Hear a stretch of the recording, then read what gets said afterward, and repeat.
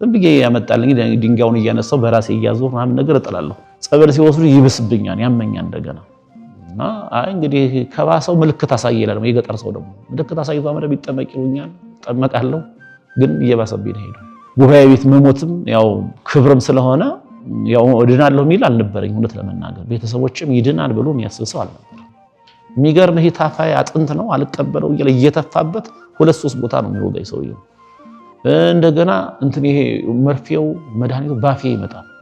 በእውነት ያን ጊዜ አንድ ሰባኪ ነው የነበረው። አንድ ሰባኪ ብቻዬን እያገለገሉ ወንበር እየተሸከሙ ዘወትር 366-65 ቀን ፕሮግራም እየመራሁኝ እውነት ለመናገር ስብከተ ወንጌል ያገለገሉ ቤተክርስቲያን ያገለገሉ ጎፋጊና ማለት ነው። ከልብ ያገለገሉት ማለት ነው። የኔታ ይባቤ የመጽሐፍ መምህር ብቻ ሳይሆን ራሳቸው መጽሐፍ ናቸው። የኔታ ይባቤ የፍትሐ ነገሥት መምህር ብቻ ሳይሆን ራሳቸው ፍትሐ ነገሥት ናቸው። ይሄ ቀራቸው የሚባል እውቀት የለም ለመናገር። የኔታ ይባቤ የሚገርመው ነገር የኔታ ይባቤ መቼ ምግብ እንደሚመገቡ ራሱ እኛ አናውቅም። አንዳንድ ጊዜ ይጠፉ ሁሉ ነበር። የሚጠፉት ግን ሌላ ቦታ ሄደው ሱባኤ ገብተው የአዲስ አበባ ሄደህ ያው ወያላ መሆን ስለማይቀር ነው ያለው። መጽሐፍ ተማር ነው። እኔ የኢትዮጵያ ኦርቶዶክስ ተዋሕዶ ቤተክርስቲያን ትልልቅ ህንፃዎችን ከመትሰራ ይልቅ ሰዎች ላይ ብትሰራ ደስ ይለኛል። አሁን እኛ ምእመኑም ያው በደንብ ስላላስተማር ነው ቤተክርስቲያን ሲሰራ ደስ የሚለው፣ ህንፃ ሲያነጽው ደስ የሚለው። በተወለዱበት አካባቢ የኢትዮጵያ ባለሀብቶችም አብነት ትምህርት ቤት ማሰራት መቻል አለባቸው። የቤተክርስቲያኒቱ ሙያ ትንሽ እየላላ ነው ያለው። ስም ብቻ እየሆነን ያለ ነው። እንደምን አላችሁ ውድ የሚዲያችን የፍኖተ ሕይወት ተከታታዮች፣ ይህ ዘውትር እሑድ ወደ እናንተ የሚቀርብላችሁ ዚክረ ሊቃውንት የተሰኘው መርሃ ግብራችን ነው። ዛሬም ከተማችን ዓመት ለዓመት ሰፋ ያለ አገልግሎት የሚሰጥበት የታላቁ ደብር አስተዳዳሪ የሆኑትን የቀጨኔ መድኃኔዓለምና የቅዱስ ገብርኤል ቤተክርስቲያን አስተዳዳሪ የሆኑትን መላከ ሰላም አምደ ወርቅ ደሴ ጋር ነው ቆይታ የምናደርገው። አባታችን የቅኔና የመጽሐፍት መምህር ናቸው። የህይወት ውጣ ወረዳቸው ተሞክሯቸውን ከነማን እንደተማሩ እያነሳን ነው ቆይታ የምናደርገው። እስከ ፕሮግራማችን ፍጻሜ ድረስ አብራችሁን ቆዩ።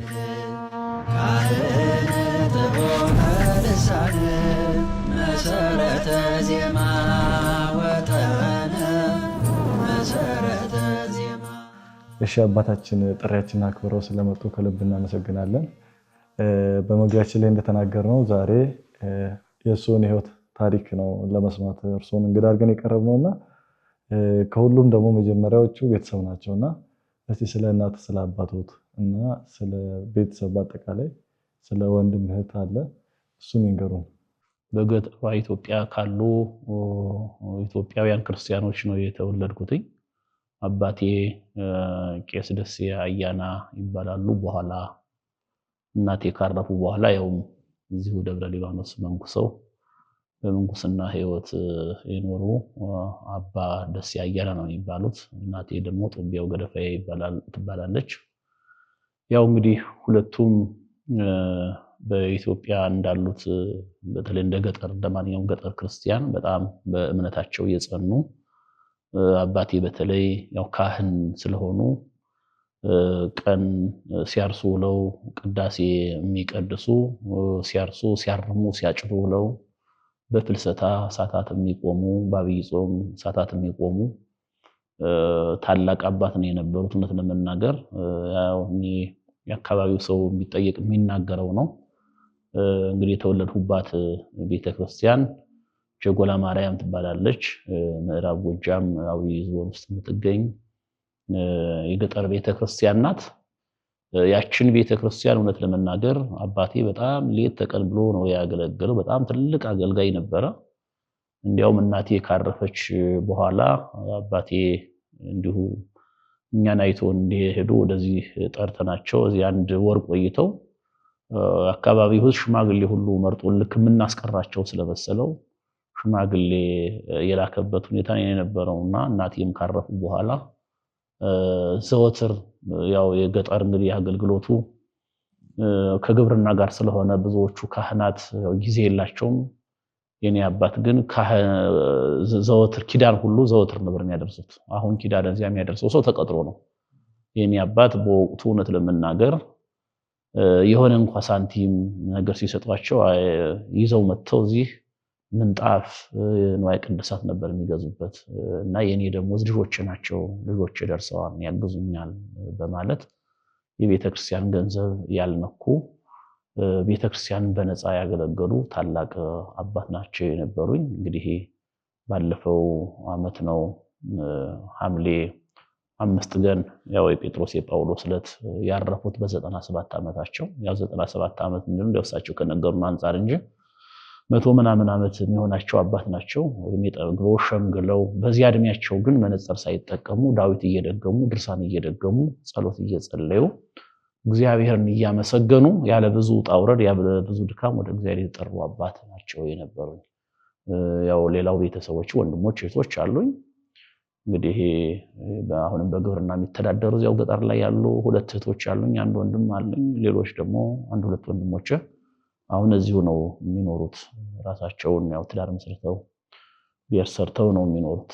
እሺ አባታችን እንደነገሩን አባቶት ትልቅ እንደሆነ ነው የነገሩንና ህፃን እያሉ ደግሞ ማንኛውም የገጠር ሰው ይቆፍራል፣ ያርሳል፣ ከብት ይጠብቃልና እርሶስ ቤተሰቦትን በዚህ ሁኔታ አገልግለዋል ወይ? እርሶስ ወደ አብነት ትምህርት ቤት ለመግባት የአባቶት ድርሻስ ምንድን ነው የሚለውን እስቲ እናንሳ። አዎ እንግዲህ ይሄ የታወቀ ነው። በገጠሯ ኢትዮጵያ ማንኛውም ልጅ መጓዝ ከጀመረ ስራ ይሰራል እና በግ እጠብቅ ነበር፣ ከብቶችን እጠብቅ ነበረ። በኋላም ከፍ ካልሁ በኋላ እርሻ በማረስም ያው አባቴን አግዝ ነበር፣ አገለግል ነበር እና በትክክል ከብት ጠብቄያለሁ። እንደማንኛውም ልጅ ከብት እየጠበቁ በግ እየጠበቁ ውሃዋን እየዋኘሁ እንጨት እየለቀምኩ አረም እያረምኩ አጨዳ እያጨድኩ ወላጆችን በደንብ እየረዳሁ ነው የኖርኩት።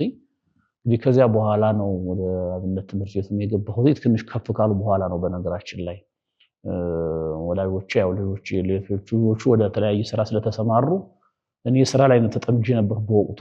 በኋላ ግን እንግዲህ በዚሁ አጋጣሚ እንደው እንዴት ገባህ የሚልም ጥያቄ ካለ ወደ ትምህርት ቤቱ የገባሁበት ምክንያት የአባቴ እናት ኪዳንታ ተክለ ሃይማኖት የሚባል እዚያው ከኛ ካለንበት አጠገብ ይኖሩ ነበርና አሁን የልጆች የኔ አጎቶች ልጆችና እኔም ጭምር የአያታችንን አጃ ለመውቃት ስራ ለማገዝ ያው መነኩሴት ስለነበሩ እዚያ በሄድንበት ነው አጋጣሚ። እዚያ ላይ በወቅቱ መምህር ኢሳይያስ የሚባሉ አሁን ሊቀ ሊቃውንት ተብለዋል። ሊቀ ሊቃውንት ኢሳይያስ አጥናፉ የሚባሉ የድጓ መምህር ድጓ አስመስክረው መጥተው ወንበር ተክለው በቃ ገና አዲስ ናቸው። የአካባቢው ልጅ ሁሉ ወደዚያ ገብቶ በጣም ትምህርት ይማሩ ነበርና በአጋጣሚ የኛም ያክስታችን ልጅ እዚያ እየተማረ ነበር እና እዚያ ስንሰራ ውለን ማታ ላይ የተማሪውን ድምፅ ስንሰማ ያክስታችንን ልጅ ወደ ትምህርት ቤት ለሄድ ሲል አብረን እንሄዳል ነው። እንሂድ ስንለው እሱ ደስተኛ አልሆነም በወቅቱ። አይ እኛ ግን እሱን አሸንፈን ሄድን። ስብን አላስፈቀደ እዚያው ቁጭ አለን። በአጋጣሚ ግን ያው የኔን አባትም እኛ መምህሩ ስለሚያዋቸው ትልቅ ካህን ስለሆኑ በደስታ ምን ስራ መጣ ብለው ተቀበሉኝ። እዚያ ያለ ስንማር አደረን። ያው እሳቸው አይደለም ተማሪው ነው የሚያስተምረን። በተማሪው በጣም ብዙ ስለሆነ ተማሪ ሰጡን። እንግዲህ በስማምና ኩተከና አጥንተን አደርን ያለት እንግዲህ ፈቃደ የመጀመሪያ ቀን ዝም ብለን ሄድ ነው ድምፅ ሰምተን እዚያ በኋላ አድረን ያው ወደ ቤታችን ስንሄድ ይሄን ነገርናቸው ለቤተሰቦቻችን። ያጎት የልጆች እንዲቀጥሉ ተደረገ ሁለቱ። አሁንም አንዱ መርጌታ መሐሪ ይባላል፣ አንደኛው ቄስ ታደለ ይባላሉ። እነሱ እንዲቀጥሉ ሲደረግ እኔ ግን መቀጠል አልቻልኩም። ወደ ቤቴ አንድ ቀን ብቻ የተማርኩት አጋጣሚ ተልኬ ሄጄ ማለት ነውና እዛ በኋላ ያው አይልም አሁን ከብት የሚጠብቅ የለም ስራ የሚያግዝ የለም በሚል ለአንድ ዓመት ያክል እኔ ዘገየሁ። በኋላ በሁለተኛው ዓመት ያው በግድ መግባት አለብኝ ብዬ አባቴን ፍላጎት ስለነበረ እንግዲህ እግዚአብሔር ከጠራው ያገልግል በሚል ይማር በሚል ያው በአመቱ ወደዚያው ትምህርት ቤት ገብቼ እንግዲህ ፊደል የቆጠሩትኝ ሀሁ ያሉትኝ ውዳሴ ማርያም ያጠናሁትኝ የተማሩትኝ ከኛ ከታላቁ ሊቅ ከኔታ ኢሳይያስ አጥናፉ ከሳቸው ጉባኤ ቤት ነው። ያው እሳቸውም አባቴን በደንብ ስለሚያውቋቸው እየተከታተሉ ይጭምር ከዚያ ነው የተማሩትኝ ማለት ነው። ስንቅ ምናምንም ከቤት እየተላከሉት ማለት ነው። አይ ስንቅ ትምህርት ቤት ከገባህ በኋላ በዚህ ሀገር ልማድ ስንቅ ለትንሽ ጊዜ ብቻ ነው እስከምትለምድ ነው። ምናልባት 1 ወር 2 ወር ሊሆን ይችላል እንጂ ስንቅ የለም። ልመና ነው።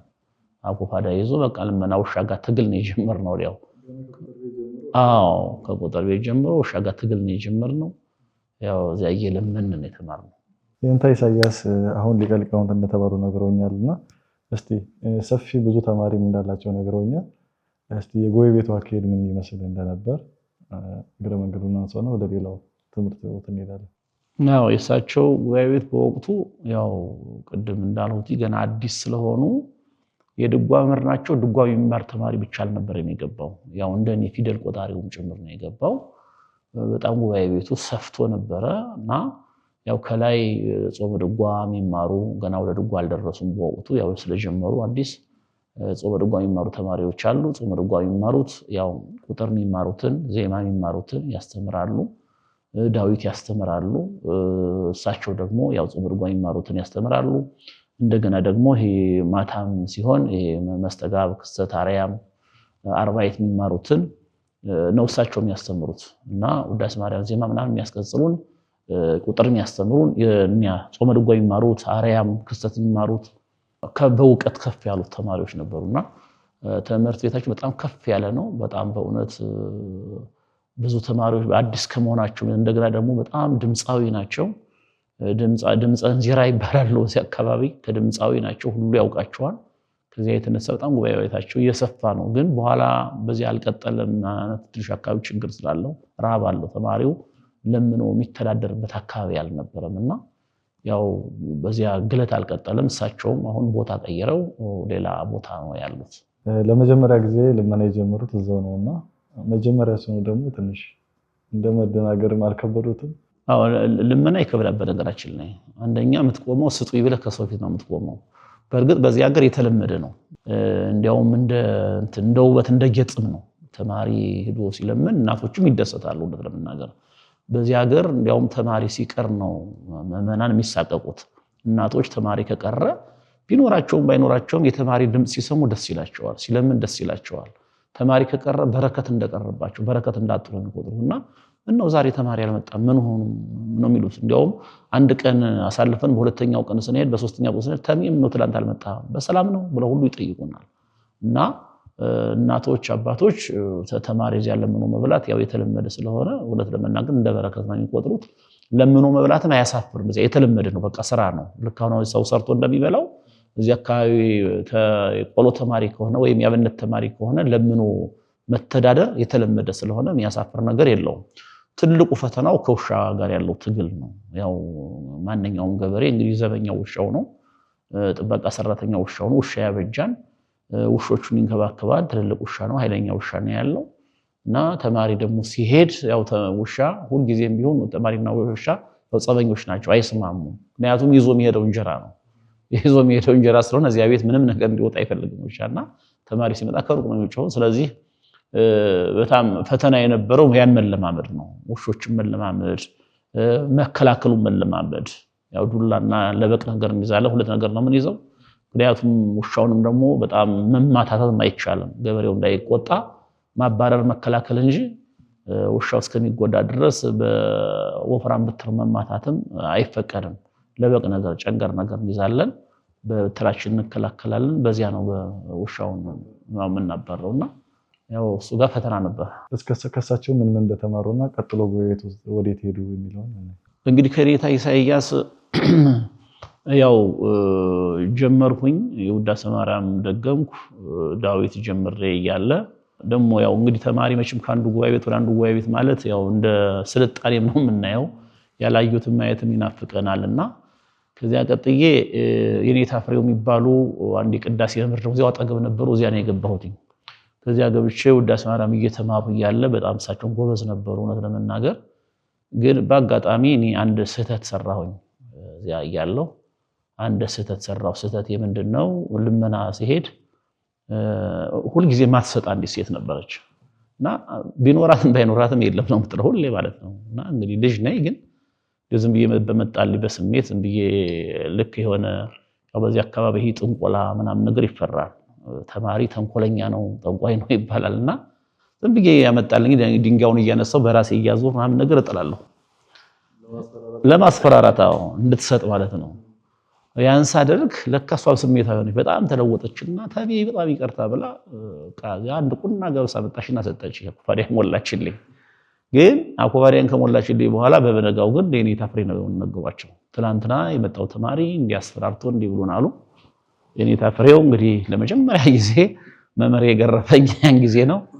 የምሳና እንትን ቆርጠው በደንብ አድርገው ገረፉኝ። እንዴት ይሄን ትሰራለህ? እንዴት ይሄን ታስባለህ? በዚህ እድሜ ብለው በጣም ገረፉኝ። በኋላ በዚያ ምክንያት አኮረፍኩና ከዚያ ጫራ የሚባል ሀገር አለ። ታላቅ የድጓ መምህር ነበሩ። በአጋጣሚ የኔታ ኢሳያስ ጓደኛ ናቸው። የኔታ ፀሐይ የሚባሉ ጉባኤያቸው በጣም ይሰፋ። እንግዲህ ጉባኤ ቤት በዚያ አካባቢ የሚሰፋው የቅኔ ጉባኤ ቤት ነው። ያን የኔታ ፀሐይ ድጓ ቤት ልክ እንደ ቅኔ ተማሪ እንደ ቅኔ ጉባኤ ቤት ይሰፋ ነበር። በጣም ብዙ ተማሪ ነበረ። አንደኛ መባለይቱ ጥሩ ነው። እዚያ ለምን በቆሎ አለ፣ ሽምብራ አለ፣ አተር አለ። የእህል ሀገር ነው፣ የከብት ሀገር ነው። ወተት አለ እውነት ለመናገር እና የሚበላው ነገር በጣም ጥሩ ስለሆነ ህዝቡ ደግ ስለሆነ ብዙ ተማሪ ነው የነበረው። እዚያ ሄድኩኝ። እንግዲህ ከዚያ ነው እዚያ እያለሁኝ ያው ዳዊት እንደጋገምኩኝ እንዲሁ ጾመ ድጓ ትንሽ ጀምሬ እያለ አንድ አሁንም እዚህ ሳሊተ ምህረት የቅኔ የኔታ ፈቀደ የሚባሉ አሉ። እሳቸው ያን ጊዜ ቅኔ ዘርፈው እዚያ ዜማ ቤት ገብተው እየተማሩ ነበርና እሳቸው እንደገናውን ቀበና መድኃኔዓለም ደግሞ የኔታ ይትባረክ የሚባሉ አሉ። እሳቸውም ልክ እንደሳቸው ቅኔ ያውቀው በቃ እዚህ እንትን ላይ ቅኔ ሲያረጉ ዋዜማ ላይ ቤተክርስቲያን ላይ በቃ እንዲያው ሲመዘዙበት ሳይ በጣም ቀና ነበር። እንግዲህ ልጅ ነኝ እኔ እና ቅኔ የመማር ጉጉት አደረብኝ። ቅኔ የመማር ፍላጎት አደረብኝ። ወዲያውኑ ቅድም እንዳልሁት ያው በዜማውም ብዙ ሳልገፋ ወደ ቅኔ ቤት ገባሁ። ቅኔ የጀመርሁት ማንኩሳ የሚባል ሀገር ነው። ማንኩሳ እንግዲህ ያው ፍቅር እስከ መቃብር የተመሰረተበት ሀገር ማንኩሳ ታውቁታላችሁ፣ የታሪክ ሀገር ነው። ማንኩሳ ሚካኤል የኔታ ግርማ የሚባሉ አይነ ስውር ነበሩ። ቅኔያቸው ቀላል ናት፣ ግን በጣም የምትገባ ቅኔ ናት። ለጀማሪ የምትሆን በጣም ጉባኤም ሰፍቶላቸው ነበር። እሳቸውም ተግተው ነው የሚያስተምሩት። ከዚያ ነው የገባሁት። ማንኩሳ ገብቼ ያው እዚያ ቅኔ ሞላሁኝ። ቅኔ ከሞላሁ በኋላ ከዚያ ቀጥዬ ጽሄድ ማርያም ትባላለች የኔታ ደምፀ የሚባሉ ወደዚያ ሄድሁኝ። እሳቸው ቅኔ ደግሞ በጣም ከባድ ነው ቅኔያቸው። እኔም ፈልጌ ሄድኩት ያው ቅኔን ለማክበድ ነበርና ወደዚያ ከሄዱ በኋላ ግን ገና የሚበዙ ደርሼ እያለ በአጋጣሚ ከኔ ጋር የዳንድ ጓደኛዬ ስህተት ፈጸመና እዚያ ጉባኤ ቤት መቆየት አልቻልንም። ያው እሱ ሲባረር እኔም ብቻዬን መቅረት አልፈለጉም። ምንድን ነበር ስህተቱ? እንግዲህ በወቅቱ ያው የሆነ የተማሪ አኮፋዳ ነክቶ ነው እና ያ ነው፣ ሌላ ነገር አይደለም። ያው የሃይማኖት ችግር አይኖርም እዚህ ችግሩ የእጅ ችግር ነው። ያን በማድረጉ ምክንያት ተባረረን። ይሄን በጣም አፈርኩኝ። ምክንያቱም ጓደኛዬን ሲያደርግ ከባድ ነው። በዚያ ምክንያት ከዚያ ተነሳሁና ወደ የኔታ ይባቤ ገባሁ። የኔታ ይባቤ ገና ወንበር ተክለው እንግዲህ 1 ዓመት 2 ዓመት ቢሆናቸው ነው። በጣም አዲስ ነው። በጣም ስመጥር ናቸው። በአንድ ጊዜ ነው ስመጥር የሆኑት ታዋቂ የሆኑት። ያው በእግር ነው የሚሄደው ከማንኩሳ ዳንግላ ድረስ። ከዳንግላ እንደገና ወደ ናዳ ፈለገ ብርሃን ናዳ ማርያም ለመግባት የኋላ አውቀው እየጠየቁኝ ያው አባይን ተሻግሮ መሪ ይጠይቃል። አባይን ተሻግሬ እንግዲህ ከኔታ ጉባኤ ገባሁኝ። የኔታ ጉባኤ ስገባ እንደገና አዲስ ነው የሆኑት።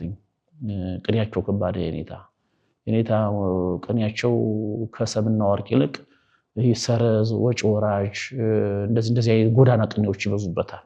ቅኔያቸው ከበድ ያለ ነውና በቃ እንደገና እንደ ጀማሪ ሆነን እዚያ መሐሪ የሚባል ወንድም ቅድም የጠየቀሱልህ ያጎቴ ልጅም አለ። እሱ በጣም ተሰጥኦ የተለየ ነው። ከኔ የተሻለ የትምህርት አቀባበል ያለው ወንድም ነበረ። ከሱ ጋር ሆነን በትጋት ያው አስቀጻዮች አሉ። ተማሪው ብዙ ነው በነገራችን ላይ ያን ጊዜ የኔታ ይባቤ ተማሪ ያን ጊዜ 300 400 ይሆናል። ጎጆ ከተከሉ በሁለት ዓመቱ በጣም ሰፊ ነበረ። እንደገና የመጽሐፍ ተማሪው አለ ቅድም እንዳልነው። እዚያ እንግዲህ ታግለን እሳቸውም ወደዱን አቀረቡን። ከእሳቸውም ጋር የመንገር ቅኔ የመንገር እድል አገኘን። ከዘራፊዎቹ አልፈን እያበረታቱን። እሳቸው ተማሪ ይወዳሉ። ያው ተማሪ አይመርጡም። የዚህ ነው የመጣው አይባልም። ተማሪ የታላቅ ሰው ልጅ የታናሽ ለሰው ልጅ አይባልም። ተማሪ ብቻ አቀባበሉ ነው የሚታየው። ወደዱን። እዚያ ቅኔ ከሳቸው ሞላው። ከሳቸው ከሞላው በኋላ እንደገና ዳንግላ ዝጉዳ ኪዳነ ምሕረት ነበር የንተመራው የሚባሉ አንድ መምህር ነበሩ። በጣም የቆዩ መምህር ናቸው። ከሳቸው ጋር ሄድኩኝ። ከሳቸውም ሲሄድ እሳቸው አላቆዩኝም፣ ተሎ ሞላሁ። ምክንያቱም ከኔታ ይባቢ ከሞላ እዚያ በኋላ ችግር የለውም፣ ቅኔ ቀላል ነው። ወዲያው ሞላው። ከሞላሁ በኋላ እንደገና ወደ ኔታ ይባቢ መጣሁና ያው የኔታ ይከታተሉኝ ነበር በወቅቱ። በነገራችን ላይ እዚያ አሁንም ትንሽ እየሰማሁ እንደቆየሁኝ የመረጥኩት ያን ጊዜ ምንድነው ቅኔ ስላወቅሁኝ ዜማ ቤት መግባት ነው። ምክንያቱም መርጌታ መሆን ነው እዚያ አካባቢ ትልቁ ነገር እና ለምቀ ዜማ መማር አለብኝ ብዬ ሱርባ ሚካኤል የሚባል የኔታ ይመኑ የሚባሉ ታላቅ የድጓ መምህር ነበሩ። የቅዳሴ መምህር፣ የድጓ መምህር፣ የቅኔ መምህር ነበሩ። እሳቸው በጣም ባለሙያ ነበሩ። እሳቸው በአጋጣሚ በሽምግልና እድሜያቸው ነው አስመስክረው የመጡት። ማለት በፊት ድጓውን ተምረውታል። ቤተልሔም እና ተምረውት ግን አንድ ቦታ ሊቀጠሩ ሲፈልጉ ምስክር ወረቀት የለህም ተባሉ። ሙያውን ያውቁታል፣ የተሻሉ ናቸው። በተፈትነውም ያለፉት እሳቸው ናቸው። ግን ወረቀት የለህም ሲባሉ በሽምግልና እድሜያቸው ሄደው ነው አስመስክረው የመጡት እና አፍላ ስለሆኑ ጥሩ ነበረ። እዚያ ገብቼ በቃ ጾመ ድጓ ጀምሬ ዜማ ውዳሴ ማርያም እየከልሽ እየተማርኩ እያለሁ ስግላ ዮሐንስ የሚባል መስከረም አንድ ቀን ሊቃውንት ሁሉ የሚሰበሰቡበት ትልቅ ቦታ አለ። እዚያ ስንሄድ የኔታ መጡ። በአጋጣሚ የኔታ ይባይ መጡና አንተ ዝም ብለህ እየተጫዋለህ አሁን እዚህ ምናምን ብለው ያው እሳቸው የሚሳደቧቸው ስልቦች አሉ በዜማው ባቋቋሙ። ከዚያ ይልቅ ሰው ወደ መጽሐፍ ወደ ቅኔ እንዲሄድ ነው የሚፈልጉት። አንደኛ ሙያቸው እሱ ነው። በሁለተኛ ደረጃ ሰው ሃይማኖቱን የሚያውቁ መጽሐፍ ሲማር ነው ብሎ ስለሚያስቡ ነው። በልና ብለው ወደ ናዳ እንደገና እንደመለስ አደረጉ። ከዚያው ማርያው ቆየሁኝ። ስነግር ከቆየሁ በኋላ ያስነጋሪነት ደረጃ አደረሱኝ። ከዚያ አሃዝ የሚባል አለ። እሱን እየቀጸልኩ እያለሁ እንደገና ያሱን ጨርሼ ወደ ርባ ቅምር ምናምን አገባብ እንደቀጽል አደረጉ። ያው ዘረፋም ሰጡ። ቅኔ እየዘረፍኩ ያው ከቆየሁ በኋላ መጨረሻ ላይ እንግዲህ ያው ምንም አባቶች ከደረሱበት የእውቀት ደረጃ ባልደርስም ያው በዚያ በነበረ የልጅነት ስሜት ያው ይበቃኛል የሚል ስሜት ስለነበረኝ አሁንም የነበረኝ ሐሳብ ወደ ዜማ ወደ አቋቋሙ ስለሆነ አሁንም አቋቋም ቤት ደግሞ ልሄድ አሏቸው አያተድም አሉኝ። እንግዲህ ያው ሽቅኔ ቤት ጨጎዴ ልሄድ አሏቸው። የኔታ ያሬድ ማለት ነው። እዚያም አትሄድም አሉ። እሺ ምን ላድርግ ስላቸው ሄድ የኔታ መንግስቱ ጋሉና ባህር ዳር ላኩኝ። ከኔታ መንግስቱ ጋር ሂጄ ኔታ መንግስቱ ደግሞ ያውቁኛ ኖራ ያሉ ቃስ አለ ጥቅምት 22 ቀን የሚከብር ትልቅ በዓል እዚያ ያው ዋዜማ ምንም ቅኔ ስለሚሰጡ ሳደርግ ስለሚያዩኝ ያውቁኛል። እሳቸውም ብዙ አልያዙኝም። እውነት ለመናገር ለሌሎቹ ተማሪዎች ማስነገርም መዝረፍም ሲሰጡ እስከ ዋዜማ ድረስ ነው የሚሰጡት። እስከ ዋዜማ ማስነገር ነው የሚሉት። ዘረፋም ሲሰጡ እስከ ዋዜማ ዝረፍ ይሉና እዚያ በኋላ እንደገና እስከ መወድስ ደግሞ የሚሰጡት ማለት ነው። እኔን ግን ሳስነግርም ሙሉ ቤት እንዳስነግር አደረጉኝ። ወደ ዘረፋውም ሲሄድ ሙሉ ቤት እንድዘርፍ አደረጉኝ። እንዲያው መቼም የኔታ መንግስቱ በጣም ትሁት ናቸው። እንደ ኔታ መንግስቱ ደግሞ ትሁት ሰው የለም። የተማረውን በህይወት የሚኖር መምህር የለም። ኔታ መንግስቱ በጣም ትሁት ናቸው። እኔን ጭምር እያበረታቱኝ የሚገርመው እኛ ስንዘርፍ ቁጭ ብለው ያዘርፋሉ እንደ ተማሪ።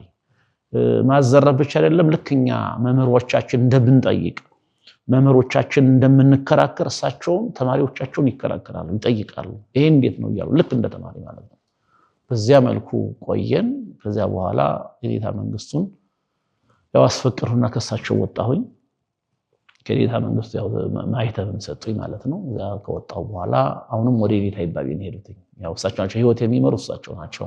እንግዲህ የኔታ እዚያም ያው መድረስ ካለብኝ ነገር ደርሻለሁ፣ ይበቃኛል፣ አሁንስ ምን ላድርግ አቋቋም ቤት ልሂድ ስላቸው መጽሐፍ ተማር ሲሉኝ ያን ጊዜ መጽሐፍ ይማሩ። ግን መጽሐፍ ትምህርት በጣም ከባድ ነው። መሸምደድ ዘሩ ሸምድድህ ነው፣ ትርጓሜውን ሸምድድህ ነው። አሁን እዚህ እንደምንማረው አዲስ አበባ እንደምንማረው ዝም ብሎ አንብቦ መሄድ አይደለም። እዚያ በቃል ተይዞ ነውና ያው ከባድ እንግዲህ ፈተና እንደሆነ ባውቅም የኔታ ቃል ስለሆነ ያው ጀምሩ። እንዲያውም ሲያስጀምሩ ምንድነው ያሉት? እኔ ሁሌም ማረሳው ቃል ባለፈው ቀብራቸው ላይ ተናግሬ ያለሁኝ እንግዲህ አዲስ አበባ ሄደህ ያው ወያላ መሆን ስለማይቀር ነው ያሉት። መጽሐፍ ተማር ነው ያሉት። እኔ እንግዲህ ወያላም እንደሆነ አናውቅም፣ ከገጠር ልጆች ነን። ለካ ወያላ የሚባለው ይሄ ታክሲ ላይ ሰው እየጠራ ወደ መኪናው የሚያስገባ ነው። እና እንግዲህ ታክሲዋ ቤተክርስቲያን ሳትሆን አትቀርም መሰለኝ። ወያላው እንግዲህ ሰባኪ መሆን ማለት ነውና ያው ሰባኪ መሆን አይቀርም ነው። እሳቸው ባለ ራእይ ናቸው። የኔታ ነገራችን ላይ የበቁ ሰው ናቸው። በጣም ትልቅ ሰው ናቸው። የሰውን ስሜቱን አንብበው የሚረዱ ታላቅ ሰው ናቸው። ያለ መጽሐፍ ጀመሩ። በእውነት ትልልቅ ተማሪዎች ነበሩ። የኔታ መዝገቡ የሚባሉ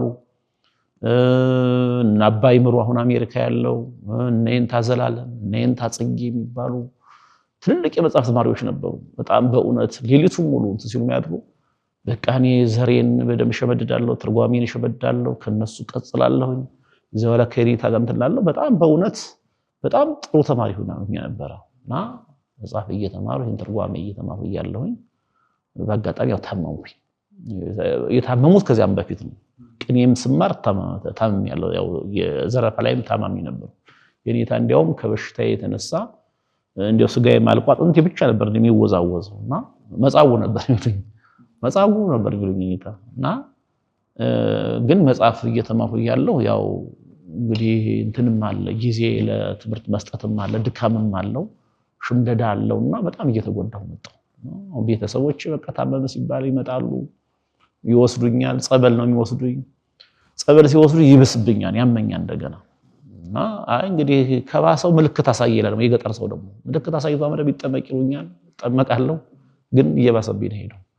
እኔ ደግሞ በጣም ሲያመኝ ጉባኤ ቤት የሞተ ያው ይጸድቃል በረከት ያገኛል የሚባል አባባል ስላለ ጉባኤ ቤት መሞትም ያው ክብርም ስለሆነ ያው እድናለሁ የሚል አልነበረኝ። እውነት ለመናገር ቤተሰቦችም ይድናል ብሎ የሚያስብ ሰው አልነበረም። ጉባኤ ቤት ልሞት ብዬ ጠፍቼ ሄዳለሁ የኔታ ጋር።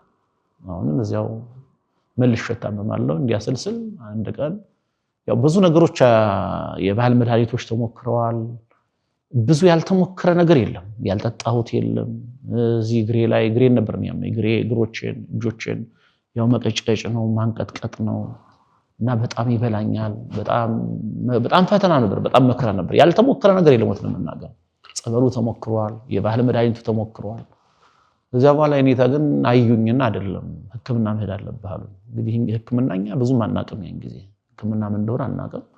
ከገበሬ ማህበሩ የነፃ አጻፉልኝና እንግዲህ ከዚያ ሁሉ ተማሪ ለኔ ትኩረት ሰጠው። የኔታ በእውነት በረከታቸው ይድረሰን። ወደ ባህር ዳር ላኩኝ። ባህር ዳር ሄድኩና ተመረመሩ። ከዛ በኋላ ያጥንት ቲቢ ነበር። በአጋጣሚ ያጥንት ቲቢ ነበረ። ያው እንግዲህ 60 መርፌ ታዘዘልኝ። ከዓመት በላይ ነው መድኃኒት የወሰድኩት። ያ ደግሞ መድኃኒት የሚወሰደው መርፌው የሚወሰደው የሚለው ደግሞ ከሐኪም የተሰጠኝ ምክር እየበላህ ነው፣ ወተት እየጠጣ እንቁላል ብላ ነው የተባለው። እኔ ደግሞ እንቁላል መበላበት ወተት መጠጣበት አቅም የለኝም። ያለው ትምህርት ቤት ነው። ትምህርቴን አቋርጬ ቤት መቀመጥም አልችልም። ደግሞ ቤት ብቀመጥም ያ ሁሉ ላይ ይደረግልኝ ይችላል፣ እውነቱን ለመናገር ማለት ነው። ሐኪሙ ያዘዘ ትእዛዝ ላይ ተጸብ ይችላል። እኔ ግን ወደዚያ መሄድ አልፈለጉም። እዚያው ትምህርት ቤት ተሸክሜ ሄድኩኝ። ያን ጊዜ በሆነ በጠርሙስ ብልቃጥ ነበረ መድኃኒቱ። ያን ተሸክሜ ባኩፋሌ ሞልቼ ሄድኩኝ። እዛ በኋላ ሐኪም ፈለጉ የኔታ። ከዛ ከጉባኤ ቤታችን ራቅ ብሎ ምናልባት በግምት 1 ሰዓት ተኩል ሊያስጉዝ የሚችል ቦታ ላይ አንድ የባህል ሐኪም አለ፣ ዝም ብሎ መርፌ የሚወጋ በልምድ ማለት ነው። ከዚያ ሰውዬ ጋር ጠዋት እሄዳለሁ። ያው የኔታ ስለሆነ የኔታ ከተናገሩ ሁሉም ያምናል። ክፍያም የለም፣ በነፃ ነው። እዚያ እሄዳለሁ። ስሄድ ግን በጣም ሩቅ ስለሆነ መመላለስ ስለሚከብደኝ እንግዲህ በቀን 1 መርፌ ነበር መወጋው። እኔ 2 መርፌ ተወግቼ እመጣለሁ።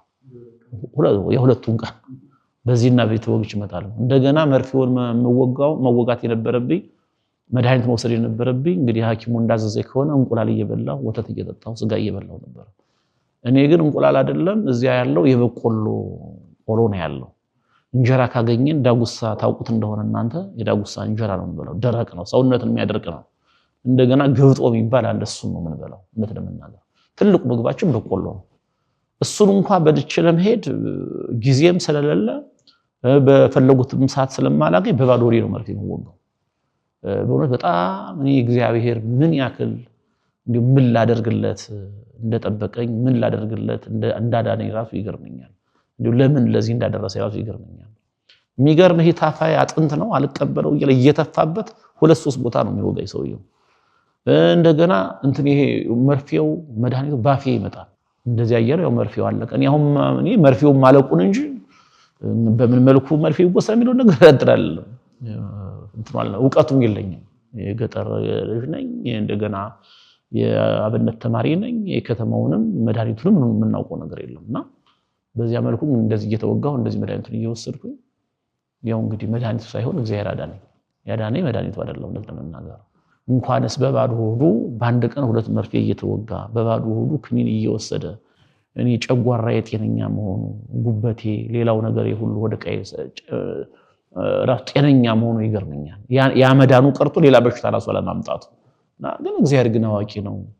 ያው እኔም ያን ጊዜ እንዲሁ ዝም ብዬ ባይገባኝም አማኝ ስለነበሩ ጉባኤ ቤት መሞቱን የምፈልገው ስለነበረ ያው በዚያ መልኩ እንግዲህ በየኔታ ይባቤ ጥረት በእግዚአብሔር ቸርነት ያም የልምድ ሐኪም በእውነት እንደው ሰላም አሰግነው አላልኩም። በነፃ እሱም ያለችውን ዕውቀቱን እየሰጠ እየተሽማቀቀን መሽም ይወጋ አንዱ ቦታ ላይ ሲል ሌላ ቦታ እየወጋ በእነሱ ጥረት ያው ድኛለሁ፣ ከዚህ ደርሻለሁ። ከዚያ በኋላ እንግዲህ በዚህ በሕክምና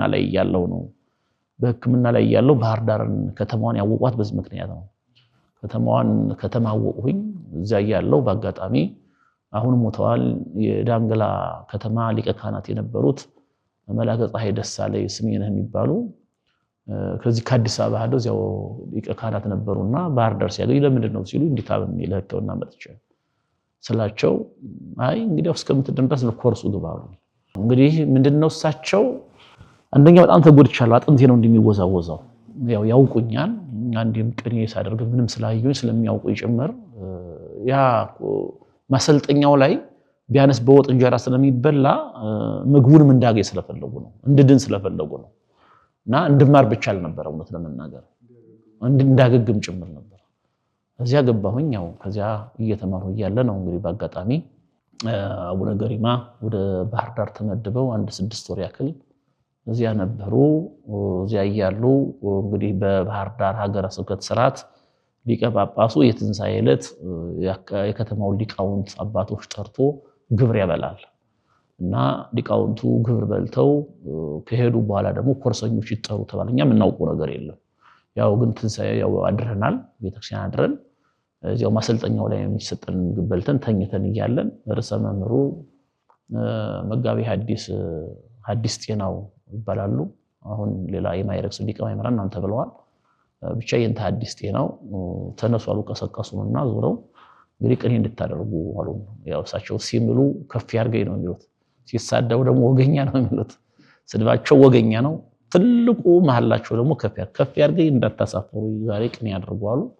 ቅኔ የምናው ቅኔና አንድ ወንድሜ አብርሃም ይባል ነበር፣ ዛሬ አርፏል። አሁን በጣም ባለሙያ ነበር፣ ከኔ የተሻለ ባለሙያ ነው። እና ሁለታችንን እሱ ግን ወደ ከተማ ሄዷል። የለም ያለው እኔ ብቻ ነኝ። እና ደግሞ እኔም ደግሞ ድንገት ነው አድርጌ የተባሉት። ግን እግዚአብሔር ይመስገን ልጆች ስለነበረ ያው ከትምህርት ቤትም ስለሆነ እዚያው ሙሉ ቤት ቅኔ ያደረጉኝ። ያ ሙሉ ቤት ቅኔ ካደረጉ በኋላ መጨረሻ ላይ ሰግድ ለዘፈጠረኒ ገሪማ ፈጣሪ ብዬ እችን ቅኔ አድርጌ ጉልበታቸውን ስስም ስራ አስኪያጁን ጠሩና ያዕቆብ አሁን የሚቀጥለው ላይ ጳውሎስ መግባት ያለባቸው እንዲህ አይነት ሰዎች ልጆች ናቸው፣ ስለዚህ ወደ ጳውሎስ እንድትልኩት ብለው ቃል ገቡ። መመሪያ ሰጡ። ይሄን መመሪያ ሰጡ። በጣም ተደሰትኩኝ። ምክንያቱም አዲስ አበባን እንግዲህ እንደ አሁን አሜሪካ ባህር ዳር ሰልክ ያብርቅ ነው እንኳን አሜሪካ። በጣም ተደሰትኩኝ። ከኔ የበለጠ ደግሞ ተማሪው ተደሰተ። በቃ መታደሉ አዲስ አበባ ላይ ነው ተባለ። እኔም እንደ ትልቅ ነገር አገኘሁትኝ። ወላዚያው ላይ ነሐሴ ላይ ተመረቅን ኮርሱን። በአጋጣሚ እኛ ስንመረቅ እሳቸው ተቀይረዋል። አቡነ ገሪማ ተቀይረው አቡነ በርናባስ መጥተዋል። በአቡነ በርናባስ ከተመረቅን በኋላ እዚያ የነበሩ ስራ አስኪያጁ ደግሞ ያው የአቡነ ገሪማ መመሪያ ስላለ ጽፈው ላኩን። ሲጽፉ ግን ለኔ ብቻ አልጻፉ። መጻፍ የነበረባቸው ለኔ ብቻ ነበር። ለ3 ሰዎች ጻፉልን ጳውሎስ እንዲማሩ ብለው። ያን ወረቀት ይዤ መጣሁ። ያን ወረቀት ይዤ እንደመጣሁኝ ጳውሎስ የት እንደሆነ የማውቀው ነገር የለም። ለመግባት ማቅረብ ያነበረብኝ ጥያቄም አልተረዳውም። እንደገና ደግሞ ያን ጊዜ አንድ መምህር ቀለም ወርቁ የሚባሉ የኔታ ይባቢ ጓደኛ ነበሩ እዚህ ጳውሎስና ተማሪ ነበሩ። እሳቸውም እንድገባ አላበረታቱኝ በወቅቱ። ዝም ብለህ በዚህ በሙያ ቦታ ሰጠውህ፣ ዘመናዊ ብትማር ይሻልሃል፣ ምን ዕውቀት ታገኛለህ? አሁን ካለህ ዕውቀት የተሻለ ታገኝ ትችላለህና ምን አሉ እሳቸው ወደ ዘመኑ እንድትዋው ፈልገው ነው እንጂ ያው ትምህርት ቤቱን ንቀውት አይደለም። በርግጥ ለነሱ ሊሆን ይችላል። እኔ ግን ከጳውሎስ ማገኘው ብዙ ነገር አለ። የእሳቸውን ምክር ተቀበሉ። በአጋጣሚ በዚህ ላይ ያለው አቡነ ገሪማ ጋር ሄድኩኝ። ያው እጄ መጥቻለሁ። አቡነ ገሪማ ደግሞ የቅኔ መምህር ይፈልግ ነበር ቲሳ ተክለ ሃይማኖት። ስለዚህ የለም ቅኔ ትንሽ አስተምረናል። ያን ጊዜ እኔም አላቅማማሁም። ምክንያቱም መቀጠር ብርቅ ነው። ገንዘብ ማግኘት ብርቅ ስለሆነ ደግሞ ደሞዟ ከገንዘብ ሚኒስቴር ምትላክ ለአብነት መምህራን ትንሽ ደሞዝ ነበረች። ስለዚህ በመንግስት በገንዘብ ሚኒስቴር ይከፈላል የሚለው ራሱ አጓጓን። እዛ በኋላ ያው ፍቼ ነበር ሀገረ ስብከቱ። እዚያ ሄድኩኝ፣ ጻፉልኝ። ያው ቲሳ ሄጄ 1-2 ዓመት ያው ቅኔ አስቆጠሩኝ፣ አስተማሩኝ ማለት ነው። እግዚአብሔር ፈቅዶ ያው የተወሰኑ ልጆችም ወጥተዋል። የተወሰኑ ልጆችን ማስቀኝቻለሁኝ፣ ለቁም ነገርም አድርሻለሁ። ከዚያ ነው እንግዲህ ወደ አዲስ አበባ መጣ። ወደ አዲስ አበባ ስመጣ ብፁዕ አቡነ ገሪማ አሁንም ጉባኤውን እጠፉኑ ተብሎ ነው ወይስ? አይ እዚያ በኋላ ወደ አዲስ አበባ ጓጓሁ። ምንድነው አንደኛ ያው ቲሳ እንግዲህ ገደላ ገደል ነው፣ ገጠር ነው። እኔ ደግሞ ከተማውን አይቼዋለሁኝ። ከተማውን አይቼዋለሁኝ። ከተማው ላይ ያሉትንም አንዳንድ ጓደኞችንም አይቻለሁ እና ወደዚህ መምጣትም ፈልጌያለሁ፣ ጓጉቻለሁኝ። እዚያ ላይ አቡነ ገሪማም ደግሞ ፍላጎት አላቸው እዚህ እንድማር፣ ዘመናዊ እንድማር ፍላጎት ነበራቸው እውነት ለመናገር። እንዲያውም አቡነ ማቲያስ የሚባሉ የካናዳ ሊቀ ጳጳስ ነበሩ፣ ሆነው ነው የሞቱትና ያን ጊዜ አዲስ አበባ ሀገረ ስብከት ሊቀ ጳጳስ ነበሩ። ጠርተዋቸው ያሏቸው ምንድነው ይህ ልጅ የወለወት የመጽሐፍ መምህር ነው፣ የቅኔ መምህር ነው፣ አሁን ያለው ቲሳ ነው፣ ጉባኤ እያስተማረ ነው ያለው። እዚያ መቀመጥ ያለበት አይኑ የፈረጠ እግሩ የተቆረጠ ነው። ይሄ ግን እዚህ ቢማር ቤተክርስቲያንን ሊያገለግል ሊጠቅም ስለሚችል ቦታ ይስጡት ነው፣ እንደዚህ ነው ያሏቸው። ቦታ ይስጡት አሏቸው። ያው ያን ጊዜ ዘመኑ ደግ ነው በእውነት እግዚአብሔር ይመስገን። የነበሩት አባቶችም ደጎች ናቸው። እንግዲህ አቡነ ገሪማ ቅድም ለማለት እንደሞከሩትኝ እንዳሁኑ ስሌት ዘረኝነት ቢኖር ኖሮ እሳቸው የተወለዱት ሌላ ነው፣ እኔ የተወለዱበት ሌላ አካባቢ ሌላ ነው። እሳቸው የት እንደተወለዱም እንዲያውም አያውቁም፣ አካባቢ የት እንደሆነም አያውቁም። ያገኙኝ እዚያ ከትምህርት ቤት ነው። ግን የትምህርት አቀባበሌን ብቻ ስለተረዱ ብማር ቤተክርስቲያን ሊጠቅም ይችላል፣ ሊያገለግል ይችላል የሚል ምኞትና ፍላጎት ስለነበራቸው በዚህ መልኩ ተንከባክቦ ነው እንግዲህ እዚህ አዲስ አበባ ስራ እንዲይዝ አደረጉኝ። እንግዲህ አዲስ አበባ መጀመሪያ ላይ ቦታ ምረጥ ሲባል ቦታዎች ነበሩ፣ ትልልቅ ቦታዎች ነበሩ። ያን ጊዜ ግን ትልልቅ ቦታዎችን መምረጥ አልፈለጉም። እንዲያውም የሚገርመው ነገር ግቢ ገብርኤል የሆነ 2 የድብትርና የመዘመርነት ቦታ ነበረ። እዚያ ላይ እንድገባ ክቡር ሊቄ ብርሃኑ ታውቃቸው ከሆነ እሳቸው ትልቅ ሰው ናቸው። እዚያ ጎፋ ገብርኤል ሐምሌ 4 ላይ የብፁዕ ቅዱስ አቡነ ቴዎፍሎስ መታሰቢያ በዓል ላይ ቅኔ ሳደርግ አይተው እሳቸውም ራሱ ያን ጊዜ እሳቸው ይልኩ ነበርና እዚያ እንድልክ እሳቸው ራሱ ፍላጎት ነበራቸው። አሁን አቡነ እንጦንስ ያን ጊዜ መላከ ፀሐይ ማለት ናቸው፣ የዚያ ነበሩ አለቃ ነበር። እሳቸው ደውለው አናግረው ትላንት እዚያ ቅኔ የተቀኘው ልጅ የለም እንዲህ አይነት ልጆች ቦታ ቢይዙ ነገ ቤተክርስቲያን ይጠቅማሉ፣ እዚያ ልላከው ምናምን አሉ። እንዴ ክቡር ሊቄ ምን ችግር አለ እርሶ ካሉ ተብሎ እዚያም ሊልኩኝ ነበር። እና እኔ ግን ያን ቦታ አልመረጥኩትም። ለምን? ትልቅ ቦታ ነው። እኔ ደግሞ የገጠር ልጅ ነኝ። ትልቅ አለመሆኑን የመረጥኩት የኔን ታናሽነት ስለተረዳሁ ነው። አንደኛ በእውቀትም ቢሆን እዚህ ማን አቋቋም አላውቅም ቅድም እንዳልኩ እና ምላከው ደግሞ በመዘምርነት ነው። ዝም የቅኔ ብቻ እየተቀኘሁኝ መኖር እንግዲህ ሞራል የሚባል ነገር አለ። ሞራል ሊነካ ይችላል። እንደገና በእውቀት ደግሞ የበሰሉ ሰዎች ትላልቅ ሊቃውንት ያሉበት ከተማውን የሚያውቁ ሰዎች ስላሉ ከነሱ ጋር እኩል ላልራመድ እችላለሁ የሚል ነው። መጨረሻ ላይ ቦታ ምረጥ ሲባል መገናኛ እግዚአብሔር አዲስ ነበረች ያኔ። እዚያ እንግዲህ ያሉ አገልጋዮች ያው የገጠር የመጡ ናቸው፣ እንደኔ የኔ ጓደኞች ናቸው። እዚያ መረጥኩኝ። እዚያ እንግዲህ በቅኔ መምህርነት ይላክ ተባለ። በቅኔ መምህርነት ሊላክ ተፈቅዶልኝ አባ ገብረ ሚካኤል ያሁኑ አቡነ እስጢፋኖስ ነበሩ ስራ አስኪያጁ በወቅቱ ሲባል መምህር እንቆባሪ ተከስተ ምን አሉ፣ የለም ሰባኪ መሆን አለበት አሉ። ስብከቱን ደርቦ መያዝ አለበት። እኔ ደግሞ አልችልም አሉ። እንዲህ አይሆንም፣ እኔ መስበክ አልችልም። ምክንያቱም አንደበታቸው እሳት የሚተፋ ሰባኪያን ናቸው እዚህ ያሉ። ያን ጊዜ ትልቅ ሰዎች አሉ፣ በሙያም ጎበዞች ማለት ነው፣ ያው ደካሞችም እንዳሉ ሁሉ ማለት ነው። እና እኔ ራሴን ያስተያየሁት ከትልልቆቹ ባለሙያዎች ጋር ነው። ስለዚህ አልችልም ስም መምህር እንቆባሪ በእውነት እንዲያውም ላመሰግናቸው እወዳለሁ በዚያው አጋጣሚ። የለም መጽሐፍ ተምረሃል፣ ካህናት ማሰልጠኛ ሰልጥናል፣ እንደገና ያውቁኛል ደግሞ እዚያም እያለሁኝ ስለሚያውቁኝ በደንብ የለም ብለው ደርበው ጻፉ። ከህዳር 6 ቀን የተጻፈልኝ ከህዳር 6 እስከ ሰኔ 12 ከዚያ ያገለገልሁኝ። ከዚያ ደግሞ እንደገና ወደ ጎፋ ኪዳነ ምህረት ደግሞ ተቀየርሁኝ ማለት ነው። ጎፋ ኪዳነ ስቀየር እንዲያውም እንግዲህ ገና ባላገር ነኝ፣ ገና ጀማሪ ሰባኪ ነኝ። እውነት ለመናገር ሰዎች ተፈራርመው ሁሉ አገረ ስብከት ነበር የለም መሄድ የለበትም ብለው ማለት ነው። እንግዲህ አገልጋይ ይሄን ያክል ይወደድ ነበር ያን ጊዜ። ምንም እኮ ግራ የገጠር ልጅ ነው፣ የአማርኛ እንኳን ያልተስተካከለ መርጬ መናገር ማልችል ሰው ነኝ። ግን ምንድነው በደንብ ያነበብኋትን ማውቃትን ያው ታሪኩን በደንብ ስለጠገቡት ቅኔ ቤትም ስለኖርሁኝ በተለይ ከኔታ ይባቤ የተማርኋትም ደግሞ ስለጠቀመችኝ ትርጓሜዋን ቃለ እግዚአብሔሩን ያው አጥንቼ በደንብ አድርጌ ነው የምናገረው። ከዚህ ውጭ እኔ ወደ ሰው ህይወት የመለወጥ ይሄ ዘመናዊ ስብከት ገና ነኝ። ግን ምዕመናኑ አይሄድም ብለው ሄደው ነበረ። ነፍሱን ይማር መጋቤ ሥርዓት ዮሐንስ ያን ጊዜ አይ እሱ እኮ የቤተክርስቲያን ልጅ ነው እንደውም እዚያም ይቆይ ብለን ነው እንጂ የተሻለ ቦታ ነው የምንሰጠው ብሎ እነሱም ማባብሎ መለሳቸው። እንግዲህ ጎፋ ኪዳነ ምህረት ለ8 ዓመታት ያክል በስብከተ ወንጌል ክፍል ኃላፊነት ቅኔውንም ጭምር ደርቤ አገለገልኩ ማለት ነው። ከዚያ ነው እንግዲህ ከጎፋ ኪዳነ ምህረት ካገለገልኩ በኋላ ያው ትዳር መጣ። ትዳር ያዝኩኝ 92 ዓመተ ምህረት ሚያዝያ 29 ቀን ትዳር ሲይዝ ያው እንግዲህ ልጅም ሲመጣ ያው ገንዘብ ትፈልጋለህ እና በነገራችን ላይ ጎፋ ኪዳነ ምህረት ልክ ከተወለድኩበት አካባቢ ይልቅ አሁንም የምወደው ቦታ ያ ነው። አንደኛ በስሌት ሳይሆን ዝም በስሜት በነፃነት ያገለገልሁበት ቅኔ ማህሌት ሳልለይ አውደ ምህረት ሳልለይ በእውነት ያን ጊዜ አንድ ሰባኪ ነው የነበረው። አንድ ሰባኪ ብቻዬን እያገለገልኩ ወንበር እየተሸከሙኝ ዘወትር 366 65 ቀን ፕሮግራም እየመራሁኝ መምህራን እንዲሁም ማስተማር የሚችሉ ሰዎች እየለመኑት ያን ትራንስፖርትም አልነበረም።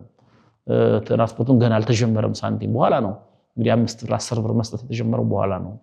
እና በተለይ በስራተ ገብርኤል የነበሩ የሰንበት ተማሪዎች ነበሩ እና አሃዱ አስረስ የሚባሉ እና ገብረ መስቀል የሚባሉ ሌሎቹም አሉ። አሁን ዘርዘር ባልጨረሳቸው በእውነት እነሱ እግዚአብሔር ይስጣቸው እነሱ እያገዙኝ እነሱ እንመድባለሁ።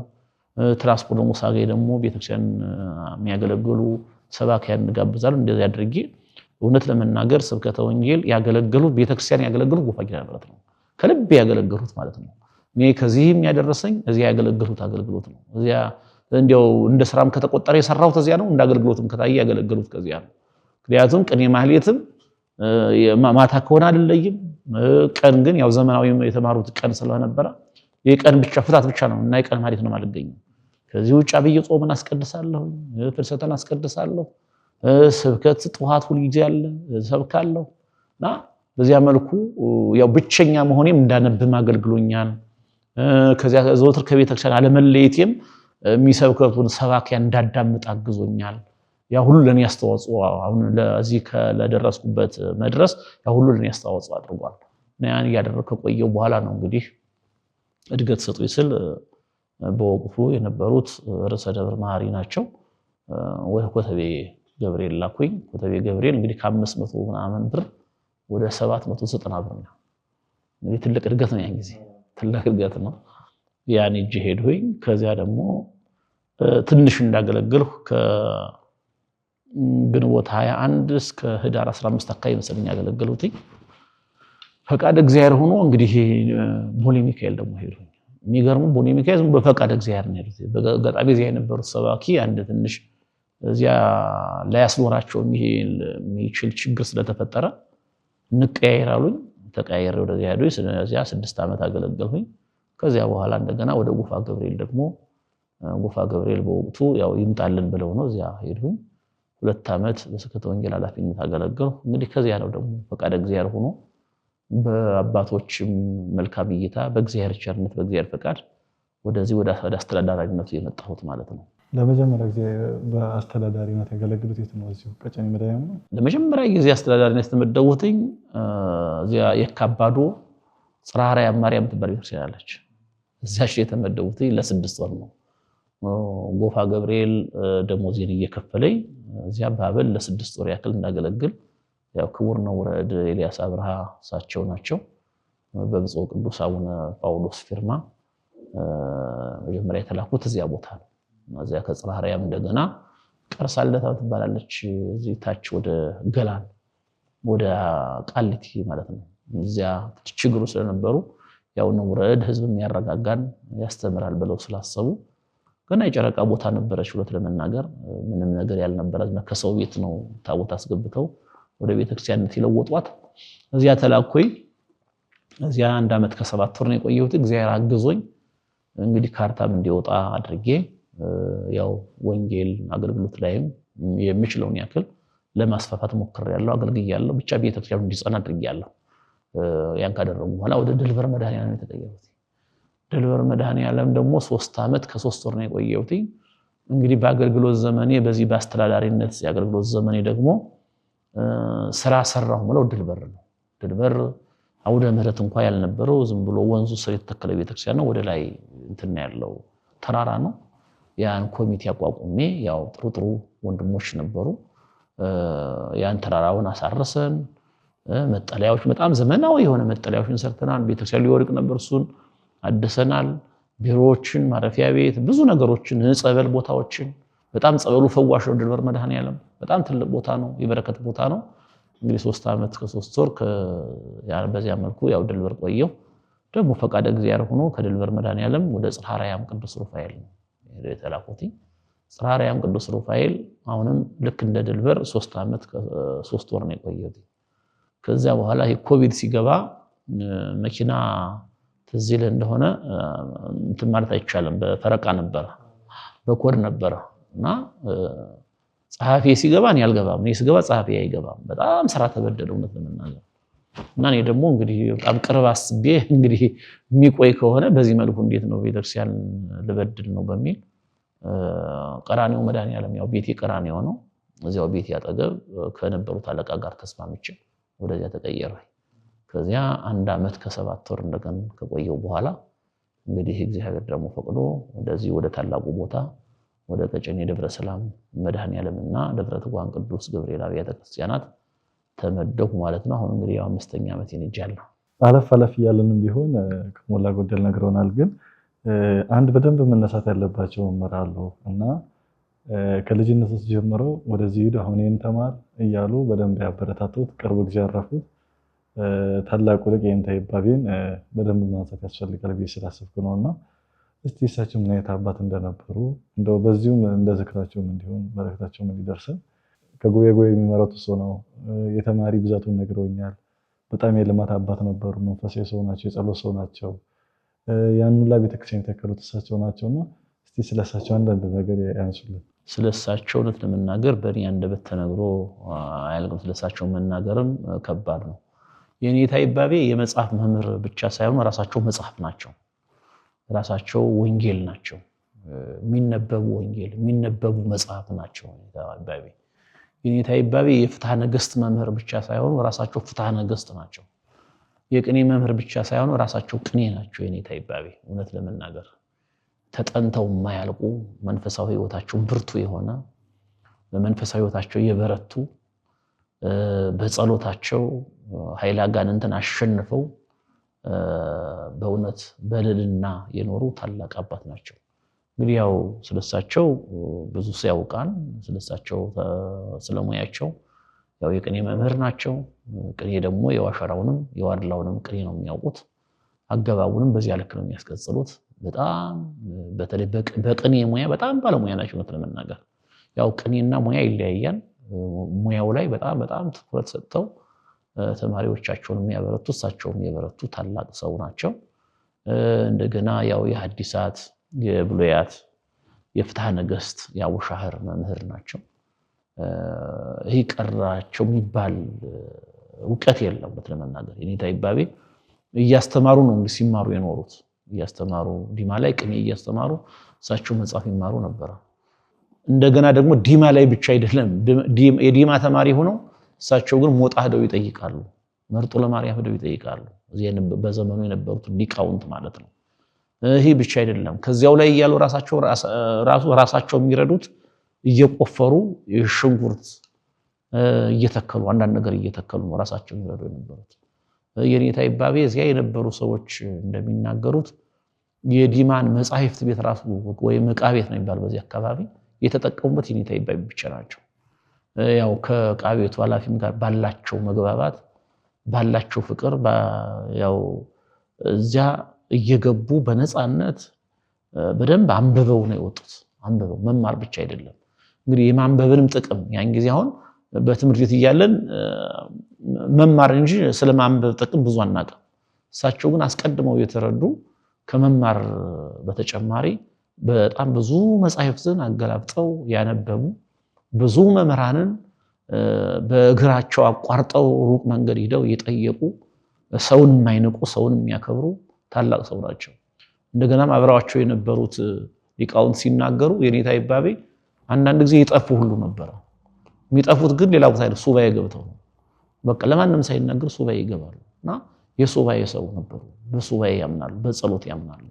የተለዩ ሰው ነበሩ እና እንግዲህ እኔ ታላቅ ሊቅ በተለይ ምዕራብ ጎጃም ላይ ምዕራብ ጎጃም ራሱ ይሄ ትርጓሜ መጻሕፍትን ያስተዋወቁ እሳቸው ናቸው።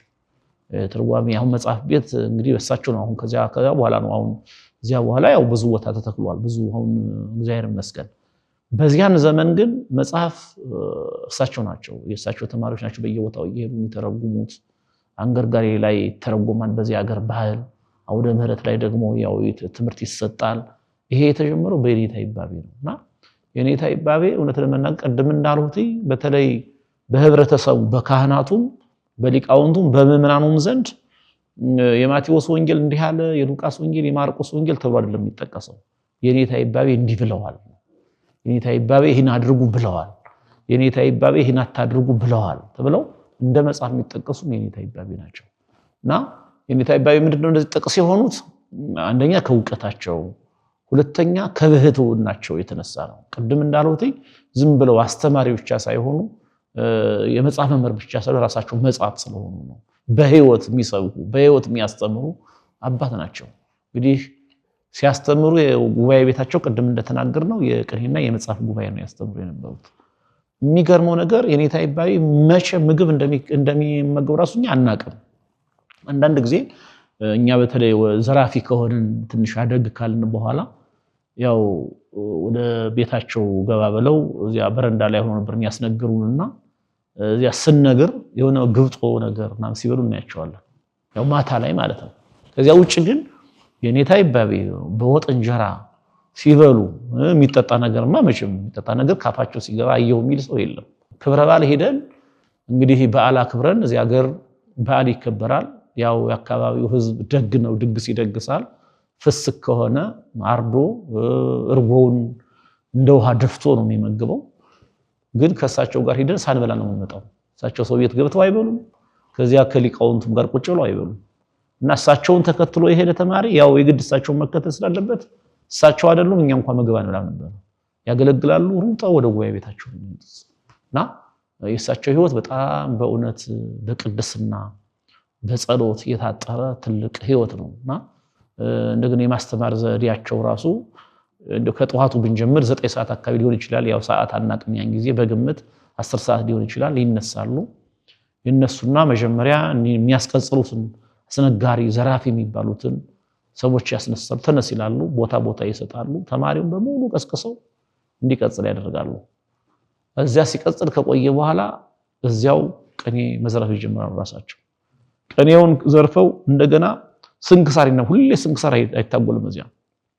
በነገራችን ላይ ስንክሳር፣ ድርሳነ ሚካኤል እነዚህ አይታጎሉም። ድርሳነ ሚካኤሉ የሚደገመው ያው ሌሎቹም ጸሎቶች አሉ፣ ሌላ ጸሎት ቤት ላይ ነው። ስንክሳሩ ግን ከዚያው ከጉባኤ ቤቱ ነው የሚነበበው። እሱ ተነቦ በሙሉ ያን ታሪኩን ይተርካሉ። አሁን ከናዳ የወጣ ተማሪ ካየኸው ነገረ ቅዱሳን በነገረ ቅዱሳን በጣም የጠገበ ነው። በነገረ ቅዱሳን የበለጸገ ነው። ለምን? የእያንዳንዱን ቅዱስ ታሪክ በየቀኑ ስለሚሰማ ማለት ነው። ያን ታሪክ ተርከው እንግዲህ በአቡነ ዘበሰማያት ካሰሩ በኋላ የቅኔውን ተማሪ ያስተናበታሉ። የቅኔ ተማሪው ቅኔ ለመቁጠር ወደ የጫካው ይሰማራል። ያን ጊዜ እሳቸው ግን እዚያው በተቀመጡበት ደግሞ የመጽሐፍ ተማሪዎች ደግሞ ይተካሉ። መጽሐፍ ሲያስተምሩ ይቆያሉ። ከመጽሐፉ ቀጥሎ እዚያው ተያይዞ የሚቀጽሉት ደግሞ የቅኔ ተማሪዎች የርባ ቅምር አገባብና የሚቀጽሉት ደግሞ እዚያው ነው። በነገራችን ላይ እንዲያው እኔም ጠቅሞኛል ብለው እዚያ ያዳመጡት ነው። በተለይ ድምጫው ጠቅሞኛል ብዬ አስባለሁ። ብዙ ሰውም ተጠቅሞበታል። እዚያ የቅኔ መምህራን መጽሐፍም የጠገቡ ናቸው፣ እዚያ ከሳቸው የወጡት ማለት ነው። እንግዲህ ያን ሲያስቀጽሉ ከቆዩ በኋላ ደግሞ እንደገና ተማሪው ይመጣል። ተማሪው ሲሰለፍ ቅኔ የሚነግረው ማለት ነው። ያው ቅኔ የሚነግረው ከሳቸው ብቻ አይደለም፣ ከዘራፊዎች ይነግራል፣ ከሳቸው ይነግራል። ከሳቸው በሶስተኛው ወይ በአራተኛው ቀን ነው የሚደርሰው። በዚያ በዙር ነው የምናስነግር የነበረውና እዚያ ወዲያው የመጽሐፍ ተማሪውን ባይጨርስም እዚያው ያቋረጡና እናንተ በኋላ ታሄዳላችሁ፣ ከሳት ታሄዳላችሁ ብለው እዚያው ደግሞ ቅኔ ተማሪ ማስነገር ይጀምራሉ። ቅኔ ተማሪው ሲያስነግሩ ከቆዩ በኋላ ደግሞ እንደገና አሁንም ያልጨረሱት የመጽሐፍ ተማሪዎች ደግሞ ይመጣሉ። ደግሞ ጠዋት የተቀጠሩት እነሱ ደግሞ ያሄዳሉ። እነሱ ከሄዱ በኋላ ደግሞ እንደገና መሸት ሲል አስነጋሪዎች፣ ዘራፊዎች ደግሞ ከየኔታ ቅኔ ይነግራሉ። አሁን ያን ሲያስነግሩ ከቆዩ በኋላ ያው ተማሪው ደግሞ እንደገና ከልብናም ይሰባሰባል፣ ከምንም ይመጣል ወደ ማህበር ቤት። ያው ማህበር ቤቱን አዳራሽ አለ ማህበር የሚባል ያን ሲሞላ እሳቸው እንደገና ይገባሉ። አሁንም ወደዚያ ደግሞ ወደ ግስ ወደ መግሰስ ደግሞ ይገባሉ እና በዚህ ህይወት ውስጥ ነው የኖሩት። እንግዲህ መቼ እንደሚያርፉን ያላቅሙት ለመናገር ምናልባት እሳቸው ቤታቸው የሚገቡት ለብቻቸው የሚሆኑት በጸሎት ጊዜያቸው ብቻ ይሆናል። እንግዲህ ከዚያ በተረፈ ያው ሰው ናቸውና 1 ሰዓት 2 ሰዓት ሊተኙ ይችላሉ። ግን ከዚያ ውጭ የኔታ እኔ ረፍት አልነበራቸውም። ረፍት አልባ ቅዱስ ነበሩ። ረፍት አልባ ሁሉ ጊዜ እንደገና ሲያስነግሩ እዚያ መጽሐፍም ሲያሄዱ መጽሐፍ እያሄዱ ለተማሪው እየነገሩ በቃላቸው አንደበታቸው መጽሐፍ ይናገራል። እጃቸው ደግሞ ዶማ ጨብጦ ደግሞ ይቆፍራሉ። ያን ጊዜ ነው ገና የጀመሩት ያን ጫካውን ውሃውን ራሳቸው ቀይሰው ራሳቸው ናቸው ይሄ መስኖ ውሃውን ያወጡት ራሳቸው ቀይሰው አወጡ። ጫካ ነበር ያ ጫካ ያጋም እንጆሪ የተለያየ በጣም ሾሁ ክፉ የሆነ በጣም ብዙ እጽዋት ነበሩ። ያን እየመነጠሩ በሳት እያቃጠሉ ያን አትክልት መትከል ጀመሩ። እንግዲህ ያን ጊዜ ነው እኛም እውነት ለመናገር እሳቸው ሲቆፍሩ ያው እየተቀበል ከሳቸው ደግሞ እኛም እንቆፍር ነበር እና እንደዛ ያደረጉ ብዙ ልማት ያለሙ የአትክልት ዝርያዎች የሚገኙት አሁን የእጽዋት ዝርያዎች የሚገኙት ናዳ ማርያም ላይ ነው። ያን ያደረጉት የኔታ ናቸው። የኔታ የሚገርመው እንግዲህ ከዚህ ካፋር እኮ ገመድ የወሰዱ ሰው ናቸው። እንግዲህ እኔ ይገርመኛል እሳቸው የዱር አራዊትም ያለምዱ ሰው ዝንጀሮውን ጦጣውን የሚያለማምዱ አባት እኮ ናቸው። እኔ እሳቸው ታሪክ ይገርመኛል እና በዚህ መልኩ ያው የጀመሩት ልማት አሁን አድጎ እንዲያውም ያው ቅዱስ ላሊበላን ሰርተዋል፣ ይምርሃነ ክርስቶስን ሰርተዋል፣ ገዳማት ገድመዋል፣ መነኮሳት ተሰብስበዋል። ያተ ቦታው ትልቅ ገዳም ሆኗል። ከጉባኤ ቤቱ በተጨማሪ የኔታ ዛሬ ትልቁ አሻራቸው ያው ገዳም ሆኗልና ይሄን ሁሉ ስራ የሰሩት እንግዲህ ያለ እረፍት እየቆፈሩ ያለ እረፍት እየሰሩ ነው። በእውነት እድለኛም ናቸው። ከሳቸው የተማሩ ተማሪዎች አሁንም በአዲስ አበባ የምታያቸው ብዙዎቹ ተናግረው ማሳመን የሚችሉ የእግዚአብሔር ጸጋ ያልተለያቸው ናቸው። በትንሹም ቢሆን ባንተገብረው መንፈሳዊ ህይወትን የተለማመድ ነው ከሳቸው ነው። መንፈሳዊ ህይወትን የተለማመድ ነው። የጸሎትን ጥቅም፣ የጾምን ጥቅም፣ የአገልግሎትን ጥቅም፣ ፈሪሃ እግዚአብሔር ቢያንስ ያው በኃጢአት ልንወድቅ እንችላለን። ሰው ይወድቃል ይነሳል። ነገር ግን ፈሪሃ እግዚአብሔር እንድንማር ያደረጉን እሳቸው ናቸው። ዝም መጽሐፍ ማስተማር ብቻ ቅኔ ማስተማር ብቻ አይደለም። እያንዳንዱን ተማሪ ምስጢረ ሥላሴ ይጠይቃሉ። ምስጢረ ሥጋዌ፣ ምስጢረ ጥምቀት፣ አምስቱን አዕማደ ምስጢር ታውቃለህ ወይ? ሃይማኖትን ታውቃለህ ወይ ይላሉ። እንግዲህ ያው እዚያ በልምድ ነው ሰው የሚኖረው መሸምደድ እንጂ ብዙ የማገናዘብ ችግር አለ። የኔታ ግን ተማሪ የተማረውን እንዲያገናዘብ የተማረውን እንዲኖረው ግንዛቤ ጭምር እየፈጠሩ የሚያስተምሩ እጅግ ብልህ እጅግ አስተዋይ እጅግ ደግሞ ጥቡ ደግሞ መምህር ወመገሰጽ ነበሩ። ጥቡ ናቸው እውነት ለመናገር። አው ለሐዋርያት እንግዲህ ሲሰጥ የተሰጠው አንደኛው ጥባት ነው። ጥባት ማለት ጭካኔ። ይሄ ማለት በሃይማኖት ምክንያት አንገትን ለስለት ሰውነትን ለእሳት መስጠት ማለት ነው። የኔታ ይባቤ እንደዚህ ናቸው። በሃይማኖታቸው ምክንያት በተማሪዎቻቸው በጉባኤ ቤታቸው የሚመጣባቸው አይደራደሩም። እንደገና የጠንቋይ ደግሞ ጠላት ነበሩ። አንጠንቋይ ነው ይሉት። እኔ ትዝ ይለኛል አንድ ትልቅ መርጌታ ነበሩ እዚያውና ትንሽ ያው ይታማሉ። በዚህ የሚገርም ትልቅ ሰው ናቸው። ያው አይጣሉም። ግን አንጠንቋይ እስከመቼ ድረስ መቼ ነው ነፍስህን የምታውቅ? መቼ ወደ እግዚአብሔር የምትመለሰው? ዝም ብለህ ትጮሃለህ ጋኔል እየሳብክ መቼ ነው ሚካኤል ጋር የምትገናኘው? እንደዚህ ነበር የሚሳደቡት እንጂ እንዲያስታሙ መናገር አለሳልሶ መናገር የለም። የኔታ ጋር መምህር ወመገሰጽ ዘእያደሉ ለገጽ ፊት አይተው የማያዳሉ በትክክል የሚገስጹ ባለስልጣኑንም እዚያው ነው የሚነግሩት። እንዲሁ ዝም ብሎ ባለስልጣን ነው ብሎ መፍራት የለም ነገር። በዚሁ አጋጣሚ በአንድ ወቅት ልጆቻቸው ተማሪዎቻቸው በደርግ ዘመን ታስረውባቸው ነበር። ታስረውባቸው ዱር ቤት ማለት የታሰሩት ምንድነው ሊወስዷቸው ነው ውትድርና።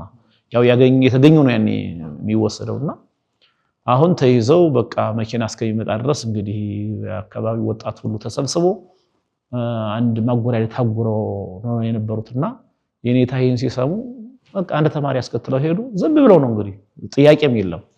በሩን አስከፈቱ። ተማሪዎቻቸው ስም ጠርተው ናውጣ ናና ብለው ተማሪዎቻቸው በዚህ መልኩ ነው ሄዱት። እንዲህ ነበሩ የኔታ አባታችን። እዚህ ላይ ግን ከሚነሳው ከሳቸው ሙሉ ጊዜያቸውን ማለት ወይ ቀኑን ሙሉ ማለት ይቻላል ከተማሪዎቻቸው ጋርና እየቆፈሩ ነው የሚያሳልፉት ብሎኛል በስራ ነውና እሳቸው ደግሞ በጣም ከሚታወቁበት ቅድም እንደነገሩን የፍትሐ ነገሥት መምህር ብቻ ሳይሆን ራሳቸው ፍትሐ ነገሥት ነው ብለው ነው የገለጹልን እሳቸውና አካባቢው ላይ መንግስት እሳቸው ናቸው ማለት ይቻላልና ደግሞ ቦታውን ለመስራት እዛ ጋር ቤተክርስቲያኑን ለመስራት ገበሬውን በሲስተም ነው ማንም እንዲያዝንባቸው ስለማይፈልጉ እንትን ያሉትና እስቲ እንዴት ነበር ማህበረሰቡን ቢዳኙ የነበረው የዳኝነት ስርዓታቸው ህዝብን እንዴት ያስተዳድሩ እንደነበረና ገበሬውንስ በምን አይነት ሁኔታ ነው ከሞት ያስለቀቁ የሚለው እናንሳ።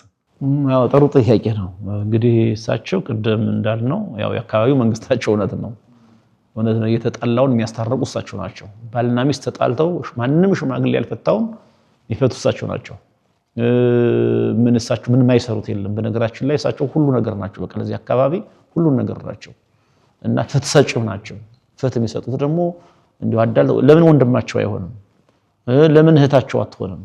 በቃ እውነቱን ብቻ ነው እውነቱን ተናግረው ይሄ አይሆንም ብለው ነውርም ነው ኃጢያትም ነው ብለው ከባህልም ከህግም አንፃር እዚያው ፍትህ ሰጠው ነው የሚሰዱት።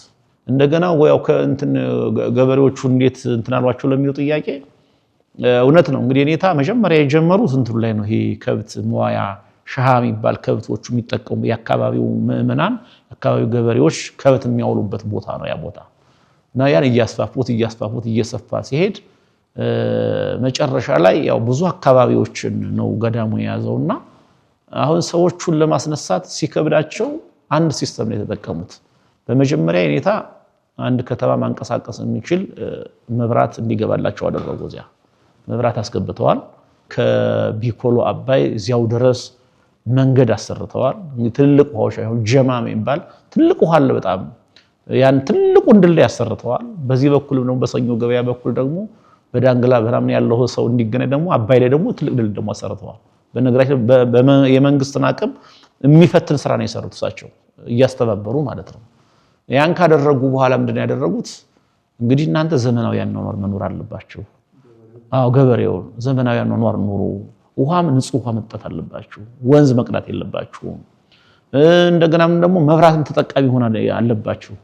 በኩራዝ እስከመቼ ነው አይናችሁ እየጠፋ የምትኖሩት? እስከመቼ ነው በጨለማ የምትኖሩት? ብለው አንድ አካባቢ ያው ከመስተዳድሩ ጋር ተነጋግረው ከአካባቢ መስተዳድር ጋር ቦታ አስከለሉና ከተማ መሰረቱ። ከዚያ በኋላ ሰውን ልክ በከተማ ሲስተም አንድ ላይ እንዲሰፍር አደረጉት። እውነትም እንደተባለው መብራት አስገቡላቸው፣ ውሃ አስገቡላቸው። አሁን የዚህ አካባቢ ህዝብ ያው እሳቸው ሲያርፉ ሄጃለሁ እኔም አይቻለሁ። ያደርሁበት ቤት የከተማ ቤት ነው የሚመስለው ከአሰራሩ ጀምሮ ማለት ነው። ውሃ አለው፣ ንጹህ ውሃ የሚጠጡት፣ መብራት አለው። ከዚያ ከከተማው ራቅ ብሎ ራሱ ያለው ማለት ነው። ከከተማው ራቅ ብሎ ያለ ቤት ነው ያደሩት። ሁለት ቀን ያደረው እዚያ የለቅሷቸው ጊዜ የሚገርም ገበሬው ራሱ አሁን የሚኖረው በቃ የከተማ ኑሮ እየኖረ ያለው ያን ያደረጉት የኔታ ናቸው። ስለዚህ ገበሬውንም ዘመናዊ አኗኗር እንዲኖር አደረጉት። እሳቸውም ደግሞ በሲስተም ገዳማቸውን አስፋፉ። እዚህ አካባቢ ቦታ ያላቸው ሰዎች ሌላ ቦታ እንዲሰጣቸው ምትክ እንዲሰጣቸው እያደረጉ ገዳማቸውን አስፋፍተው አሁን በካርታ አረጋግጠው የኔታ ሁሉን ነገር አስተካክለው ነው ሄዱት። ሁሉን ነገር ገዳሙን አስተካክለው ጉባኤ ቤቱን አስተካክለው አስፋፍተው ነው ሄዱት። ጉባኤ ቤቷን በዘመናዊ መልኩ ተሰርቷል። አሁን የሚያስፈልገው እሳቸውን ተክቶ እንደሳቸው የሚያስተምር መምህር ይገኛል ወይ ነው እንጂ አሁን ችግሩ ይሄ ነው። የተማረ ሰው ይኖራል። የመጽሐፍ መምህር አለ፣ የቅኔ መምህር አለ፣ ባለሙያ አለ። ከሳቸው የተሻለ ባለሙያ ሊኖር ይችላል። ግን እንደሳቸው ግን ተግቶ የሚያስተምር መምህር ግን የለም። እኔ በህይወቴም ያው እንግዲህ ብዙ መምህራን ጋር ሄጃለሁ።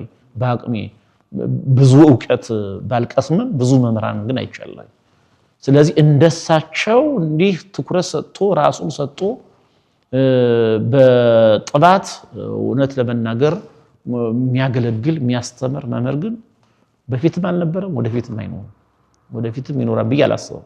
እንግዲህ የእግዚአብሔር ድርሻ ሆኖ እንደኔ ግን ወደፊትም እንደሳቸው ቅድም በገለጡት መልኩ ያለ እረፍት የቅኔ ተማሪ የመጽሐፍ ተማሪ ለጋ ደግሞ የመጽሐፍ ተማሪ እና የቅኔ ተማሪ ልባው ልቅ ነው የሚገርምህ ነገር አሁን የዜማ ተማሪ ምልክቱን ተነግረዋለህ የጮህለትን ይጮሃን ያን ይዞ መሄድ ነው የቅኔ ተማሪ ግን ጥያቄው ብዙ ነው ሙያው እንዲሆነ አንድና ብዙ ሩቅና ቅርብ ሆነ ይላል አገባቡ እንዴት ይሰዳን ይላል እንደገና አዋዡ ይሄ አይሆንም ይላል የመጽሐፍ ተማሪ ደግሞ ያው እንግዲህ ታውቀዋለህ ነገረ መለኮት ነው ይጠይቃል አሁን ናባይምሮ ነይንታ ሰላለም የሚባሉ ተማሪዎች ነበሩ ያን ጊዜ የኛን ጊዜ ራሱ ቢጨርሱብን ማለት ነው በጥያቄ የማይጠይቁት ነገር አልነበረም እሳቸው ደግሞ አይከለክሉም ዘመናዊ ናቸው የኔታ ለምን ጠይቃ አይሉ እና በዚያ መልኩ ያ ሁሉ ለዚያ ሁሉ መልስ ለመስጠት እንደገና ቀደም እንዳልነው እንዲያው ረስተው ነው የነበረው እንደሚያስታውስከው የተጣላውን የሚያስታርቁበት ጸበልም እኮ የሚጠመቃለ እሳቸው የሚያማክር ሰው እኮ አማካሪም ሆናቸው የኔታ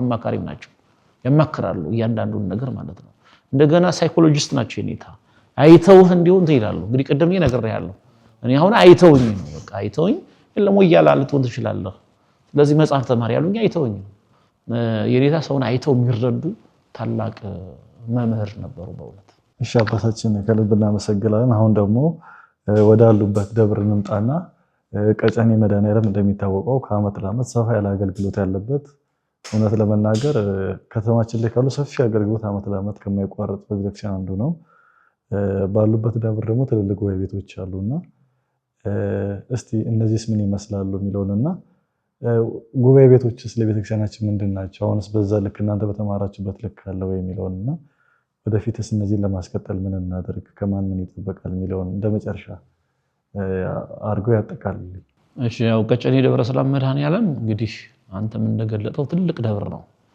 ትልቅ ደብር ብቻ ሳይሆን በአራቱ ማዕዘን ለሚመጡ የቤተክርስቲያን ሰዎች ማረፊያ ነው ለመቀጠር የሚምጡ ለጉዳይ የሚምጡ መጀመሪያ የሚያርፉት ቀጨኔ መድኃኔዓለም ነው ቀጨኔ መድኃኔዓለም ብዙ ሊቃውንት የነበሩበት ትልቅ ሊቃውንት አሁን ስም ለመጥራት አንዱን ጠርተን አንዱን መተው እንዳይሆን ትልልቅ ሰዎች የነበሩበት እንደገና የመሩት መሪዎችም ትልልቅ የነበሩ ናቸው በተለይ በንጉሱ ዘመን ፓትርያርኩ አቅራቢነት በንጉሱ ሿሚነት ተመርጠው ያብነት መምህራን እንደኛ ሳይሆን ደና የበሰሉ ሰዎች ይሾሙበት የነበረ ታላቅ ደብር ነው ብዙ መምህራን ሲያስተምሩበት የነበረ ደብር ነው በአገልግሎቱም የበረታ ደብር ነው እንግዲህ አሁን አብይ ጾምን ብትወስድ ባያለ ሰለፍነው አብይ ጾም ሙሉ ጾም ድጓን ነው የሚቆመው እንግዲህ ሊቃውንቱ 10 ሰዓት ጀምረው እስከ 5 ተኩል ድረስ በዛ ነው የሚቆዩት ካህናቱ ከ5 ሰዓት ጀምሮ ሰዓታት ይቆማሉ ከዚያ ደግሞ እንደገና ስብከተ ወንጌል ያው ከ5 ተኩል ጀምሮ ይሰጣል 6 ሰዓት ቅዳሴው ጀምራ 9 ሰዓት እንጨርሳለን ቆራቢው ቀጨኔ ዘወትርም በጣም ብዙ ነው 6 ሰዓት ገብተን 9 ሰዓት ከምናምን እንጨርስበት ጊዜ አለ እንግዲህ ከዚያ በኋላ ያው 11 ሰዓት ደግሞ ወንጌል ጀምራን ቤተክርስቲያኑ በተለይ በጾም ጊዜ የሚዘጋበት ጊዜ በጣም ትንሽ ነው 2 ሰዓት 3 ሰዓት ቢሆን ነው 24 ሰዓት አገልግሎት የሚሰጥበት ደብር ነው እንደገና ሊቃውንቱ የአገልግሎት ፍቅር ያላቸው ናቸው አሁን ቀጨኔ ላይ ስለ አገልግሎት አትጨቃጨቅም አሁን እኛ ስለ አገልግሎት አገልግሉ ይሄ በዚህ ሰዓት ጀምሩ እንዲህ አድርጉ ብለን መመሪያም ሰጠን አናውቅም ከአገልግሎቱ ፍቅር ከቃለ እግዚአብሔር ፍቅር የተነሳ እነሱ አስቀድመው ነው የሚነጋገሩት ስንት ሰዓት እንጀምር ለመጨረስ ይሄን ማለት አለብን ብለው ማህሌት ሲሆን 1 ሰዓት ነው 12 ሰዓት ይጀምራሉ 12 ሰዓት የሚጀምሩበት ጊዜ አለ ብዙ ጊዜ 1 ሰዓት ነው የሚጀምሩት ከ2 ሰዓት ያለፈ ጊዜ የላቸውም ከዚያን ጊዜ ጀምሮ ሌሊቱን ሙሉ ነው እንግዲህ ቆመው የሚያድሩት ማለት ነው እኔ በተለይ የሚገርመኝ ነባር ሊቃውንት አሉ ቀጨኔ ላይና ስቡህ ብለው ቆመው ቅዳሴ ያስቀድሰው ዝማሬ ዘመው ክብሪት ጸፍተው የሚወጡ ቅኔ ጸፍተው የሚወጡ ጣና ሞገር ጸፍተው የሚወጡ ሊቃውንት ያሉበት ደብር ነውና አገልግሎት በጣም የማይሰለቹበት የአገልግሎት ፍቅር ያላቸው ሊቃውንት ያሉበት ደብር ነው የሚገርም ነገር እንግዲህ በገጠሯም ኢትዮጵያ ሌላም ቦታ አሁን አደራርስ የሚቆመው ስብሐተ ነግስ የሚቆመው ብዙ ጊዜ በዓል ሲሆን ነው እዚህ ቦታ እኮ አሁን ጾም ከሆነ የወርሃዊ በዓል ላይ ስመኪያከ ይላሉ አደራርስ ይቆማሉ ስብሐተ ነግስ ይቆማሉ ፍልሰታ ላይ ማይበር እንዲሁ ደረቅ አርያም ይቆማሉና ብቻ ምክንያት ፈጥረው አገልግሎት የሚያገለግሉ ሊቃውንት ያሉበት ደብር አገልግሎትም የሚሰምርበት መስዋዕትም የሚሰምርበት ጸሎትም የሚሰማበት ትልቅ ደብር ነው ሌላ ቦታ አይሰማም ማለት አይደለም ግን እግዚአብሔር ደግሞ የበለጠ ራሱን የሚገልጥባቸው ቦታዎች አሉ አይደል? ቁልቢ ምንሄደው እዚህ ገብርኤል ስለሌለ አይደለም። እግዚአብሔር የበለጠ እዚያ ቦታ ላይ ክብሩን ስለሚገልጥ ነው። እና ቀጨኔ መድኃኔዓለም በእውነት በጸጋ እግዚአብሔር የተሞላ ትልቅ ደብር ነውና አገልግሎቱ በጣም ሰፊ ነው። በአገልግሎቱ በኩል እንግዲህ ከነ ደብረ ሊባኖስ ከነ ደብረ ኤልያስ ከነ ቅዱስ ላሊበላ ቀጥሎ አዲስ አበባ ላይ እንግዲህ ቀጨኔ ነው ብንል ማጋነን አይሆንም። በእውነት ትልቅ አገልግሎት የሚሰጥበት ደብር ነው። ሌላ ወደ ጉባኤ ቤቶች ስንመጣ ያው ጉባኤ ቤት አልተቋረጠበትም። ይንሳም ይበዝም እስካሁን ይነስም ይብዛም እስካሁን ድረስ አልተቋረጠም። ያው ንባብ ቤት አለ፣ ቅዳሴ ቤት አለ፣ ዜማ ቤት አለ፣ ቅኔ ቤት አለ፣ አቋቋም ቤት አለ። እንደገና ደግሞ የሚገርምህ አሁን እዚህ በምድብ ከሚያገለግሉ ሰዎች በተጨማሪ እንዲሁ በትርፍ ጊዜያቸው ራሱ የሚያስተምሩ ሰዎች አሉ። ማታ ማታ ላይ የሚያስተምሩ አሉና ቀጨኔው ዙሪያው መጠሪያው አሁን ቅዳሜ ወይ እሑድ መጣህ ትታዘብ በቃ ሁሉም ሲንጫጫ ነው የምታየው።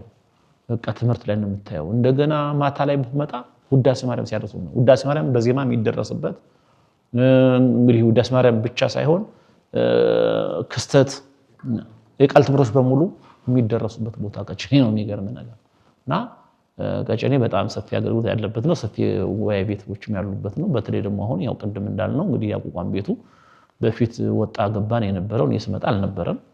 እኔ ከመጣሁ በኋላ እንግዲህ አሁን ያሉት ያቋቋም መምህር በአጋጣሚ አንድ ቤት የዋሉ አባት ሲያርፉ የነበሩትን ስራ አስኪያጅ እንዲያው ባለሙያ ባክዎት እንዲያው ፈልገው ይላኩልናል። በአጋጣሚ በወቅቱ የነበሩት ስራ አስኪያጅም የቤተክርስቲያን ሰው ስለሆኑ ባለሙያ ሰው ፈልገው ነው ይላኩልን። ያን ጊዜ እንግዲህ እንደ ዘመኑ መቼም ያገሬን ሰው ወይ አካባቢን ሰው ወይ በጥቅም ምናምን ማለት ይቻል ነበር። ግን እኛም ለቤተክርስቲያኑ ስላሰብን በወቅቱ የነበሩት ስራ አስኪያጅም እንደማያሳፍሩን ስላመንን የቤተክርስቲያን ሰው ስለሆኑ እሳቸውን ጠይቅናቸው። ያው መምህር ዲበኩሉን ላኩልን። መምህር ዲበኩሉ የመጡት በመዘምርነት ነው። በመዘምርነት መጣው ግን ማስተማር ጀመሩ። የሚገርም ነገር ማስተማር ሲጀምሩ በአጋጣሚ በፊት የሚያውቋቸው ተማሪዎቹ ተሰበሰቡ። እዚህ ያሉ ሰዎች ግን ደስተኞች አልነበሩ። ለምን ያስተምራል አይነት ሐሳብ የተለያየ ምክንያት ፈጠረ። ያው አያስተምር በሌላ መልኩ የሚቃወሙ ሰዎች ነበሩ። እና ተሰባስበው መጣው አንዳንዶች ገብቷቸው አንዳንዶች ሳይገባቸው መጣው ነቀፌታ ሲያቀርቡኝ የሰጠኋቸው መልስ ነው በዚህ ዘመን የሚያስተምር ሰው አግኝቼ አታስተምሩ አይደለም። ከቻላችሁ ሁላችሁ ማስተምሩ፣ ካልተቻላ ግን ቢያንሳቸውና ተቃወሙ። እሳቸው ለምን አስተማሩ ብዬ አልከለክልም ብዬ እኔም አበረታታሁኝ። እግዚአብሔርም አገዘን። ጉባኤ ቤቱም ሰፋ። ከዚያ በኋላ የነበሩት ያቋቋም መምህር በወቅቱ የለኛም ሳይነግሩ ወደ ሌላ ደብር ተቀየሩ። ከዚያ በኋላ እኒህን ሰውዬ ያቋቋም መምህር እንዲሆኑ አደረገ። ምክንያቱም ተቃዋሚውም እንዲቀንስ ማለት ነው። ሀገረ ስብከቱም አጸደቀልን። አሁን ያው የደብሩ ያቋቋም መምህር ሆነው ያው እንግዲህ ብዙ ተማሪ አሁን ወደ 75 የሚጠጉ ያቋቋም ተማሪዎች አሉ። ደና የለዩ ጥሩ ያቋቋም ተማሪዎች አሉ። እሳቸውም በከተማ ደረጃ የተሻለ ትምህርት እያስተማሩ ነው። የተሻለ ጉባኤ ነው ያላቸው በከተማ ደረጃ። ያው ከገጠሩ እናወዳድረው በከተማ ደረጃ ግን የተሻለ እንትን ያለው እና ያቋቋም ቤቱም ጥሩ ነው። ቅኔ ቤቱ እንግዲህ ኔታ ቀጸላን ሰው ሁሉ ያውቃቸዋል። ሊቅ ናቸው። የአራቱ ጉባኤ መምህር ናቸው። ቅኔያቸው ደግሞ በጣም የተበጠረ የግብር ስንዴ ነው የምትመስለው። ቅኔያቸው ጥሩ ቅኔ ነው እና እሳቸውም እንዲሁ ያው ይንሳም ይበዛም አሁን ያው ያስቀኟቸው ዘራፊነት ደረጃ ያደረሷቸው ተማሪዎች አሏቸው አሉና ጥሩ ነው። ዜማ ቤቱ ላይም እንዲሁ ድጓ ያዘለቋቸው ልጆች አሉ። ይሄ ቅዳሴ ተማሪው በጣም ብዙ ነው። ምክንያቱም በረከተ እግዚአብሔር ያልተለያቸው ትልቅ መምህር ናቸው ያሉንም። ከዚያ በተጨማሪ ደግሞ ቅድም እንዳልሁ የሥራ መደባቸው ቅስና ሆኖ ልጆቹ የሚያስተምሩ ደግሞ እንደገና ሌላ መምህር ደግሞ አሉ። አካባቢ ወጣት ሁሉ እሳቸው እየተማረ ነው ያለውና ቀጨኔ ወጣት ሁሉ ምንባህ የሚል ነው፣ ሰላም ለኪ የሚል ነው። አካባቢ ወጣት በቤተ ክርስቲያን እንትን አፉን የፈታ ነው እና የአብነት ትምህርት ቤቱ ትልቅ አስተዋጽኦ አድርጓል። አብነት ትምህርት ቤት እናንተ በተማራችሁበት ጊዜ እንዳልሆነ ግልጽ ነውና ያንን ወደ ቀደሙ ማንነቱ ለመመለስ አብነት ትምህርት ቤቶቻችን ምን እናደርግ ከማንስ ምን ይጠበቃል የሚለውን እንደ መጨረሻ ጥያቄ ነው። ይሄ ጥሩ ጥያቄ ነው። ያው እንግዲህ እኛ የተማርንበት ሲስተም ያው በልመና ምዕመናን በነፃ እየመገቡን ነው የተማርነው። አሁን ያቀርቷል ከብዙ ነገር አንፃር ያቀርቷል አሁን የአብነት ትምህርት ቤቱ እንዲቀጥል ቤተክርስቲያን መስራት አለባት በመጀመሪያ ቤተክርስቲያን መስራት ያለባት እኔ የኢትዮጵያ ኦርቶዶክስ ተዋሕዶ ቤተክርስቲያን ትልልቅ ህንጻዎችን ከመትሰራ ይልቅ ሰዎች ላይ ብትሰራ ደስ ይለኛል ሰዎች ላይ ብትሰራ አሁን እኛ ምእመኑም ያው በደንብ ስላላስተማር ነው ቤተክርስቲያን ሲሰራ ደስ የሚለው ህንጻ ሲያነጻው ደስ የሚለው ግን መስራት ያለበት ግን ከህንጻው ቤተክርስቲያኑ በፊት ሰው ላይ ነው መስራት ያለበት ሰው ላይ ለመስራት ደግሞ ጉባኤ ቤቶችን ማጠናከር ያስፈልጋል እንግዲህ እነ መላከ ብርሃን አድማሱ ጀንበሬን የመሰለ ሊቅ በሀገርንም ቤተክርስቲያንንም ያገለገሉ ሊቃውንት ያፈራው የአብነት ትምህርት ቤቱ ነው ስለዚህ የአብነት ትምህርት ቤቶችን ማጠናከር አዳሪ ትምህርት ቤቶችን መፍጠር ያስፈልጋል ቤተክርስቲያን ምግብ ማቅረብ አለባት ቤተክርስቲያን ቤት ማቅረብ መቻል አለባት አሁን እንደ ድሮ ጎጆ ሰርኛ የተማርነው ጎጆ ሰርተን ነው ራሳችን የሆነች ነገር ሰርተን እዚያ ላይ እያፈሰሰብንም አንዳንዴም ባቡ ምኑም እየመጣብን እውነት ለመናገር ያው ግን ረድኤተ እግዚአብሔር ከኛ ጋር ስለሆነ ምንም ሳንሆን አመጋገባችንም የተላ ኮቸሮ የተበላሸ ኮቸሮ ትሉን ለቅመን ነው እየበላን ያደግነው አሁን በዚያ መልኩ የሚማር ተማሪ አይኖርም አሁን ንጹህ መልበስ ይፈልጋል ንጹህ መመገብ ይፈልጋል ስለዚህ በዚያ መልኩ ቤተክርስቲያን ደግሞ ልክ እንደነ ጳውሎስ እንደነ ቅድስት ሥላሴ የአብነት ትምህርት ቤቶቹንም ማይከል በሆኑ በአራቱም ማዕዘን ሳይመረጥ በሁሉም ቦታ የአብነት ትምህርት ቤቶችን ማቋቋም መቻል አለባት ጉባኤ ቤት መስራት አለባት ምእመናንም በእውነት እንዲያው ህንጻ ቤተክርስቲያን ሲሰራ ማገዛቸው ጥሩ ነው ቤተክርስቲያን እግዚአብሔር የሚመለክበት ነው እግዚአብሔር የሚገለገልበት ነው ስጋውን ደግሞ የምንቀበልበት ነው የሰማይ ደጃችን ነው እየነቀፍኩ አይደለም ነገር ግን ልክ ከዚያ ባልተናነሰ መልኩ ደግሞ ለጉባኤ ቤቶች እጃቸው መዘርጋት መቻል አለባቸው ጉባኤ ቤቶችን ማሰራት መቻል አለባቸው አሁን ብዙ ሰዎች ስም ለማሰር ሲሉ ዩኒቨርሲቲ ያሰራሉ ትምህርት ቤት ያሰራሉ ዘመናዊ ትምህርት ቤት በተወለዱበት አካባቢ የኢትዮጵያ ባለሀብቶችም አብነት ትምህርት ቤት ማሰራት መቻል አለባቸው አብነት ትምህርት ቤት እዚያ በኋላ ደግሞ እኮ የሚገርምህ ዘመናዊ ትምህርት ቤት ከፍተህ 10-20 መምህር ነው የምትቀጥረው አብነት ትምህርት ቤት ግን ከፍተህ እኮ 2 እና 3 መምህር ብቻ ነው የምትቀጥረው ብዙ ወጪም አይኖርም ከዚያ በኋላ ወይ ቤት ከተሰራ በኋላና መምህራንን ቀጥሮ ተማሪዎችን የሚመገቡበትን የሚኖሩበትን አስተካክሎ የነባሩ ትምህርት እንዳይጠፋ በእውነት ቤተክርስቲያን ልትሰራ ያስፈልጋል አሁን ከኢትዮጵያ ከሀገር ቤት ይልቅ የውጭ ሀገር ተሽሏል አሁን አሜሪካ ላይ ያሉ ልጆች እንግዲህ እንደምታየው በተለያየ ማህበራዊ ሚዲያም እዚያም በመጡ ሰዎች እንደምንሰማው በትርፍ ጊዜያቸው እየተማሩ እዚያ መርጌታ እየሆኑ ነው ያሉት እዚህ ግን የቤተክርስቲያኒቱ ሙያ ትንሽ እየላላ ነው ያለው ስም ብቻ እየሆነን ያለነው ሙያው ያለው ከትንሽ ሰዎች ብቻ ነው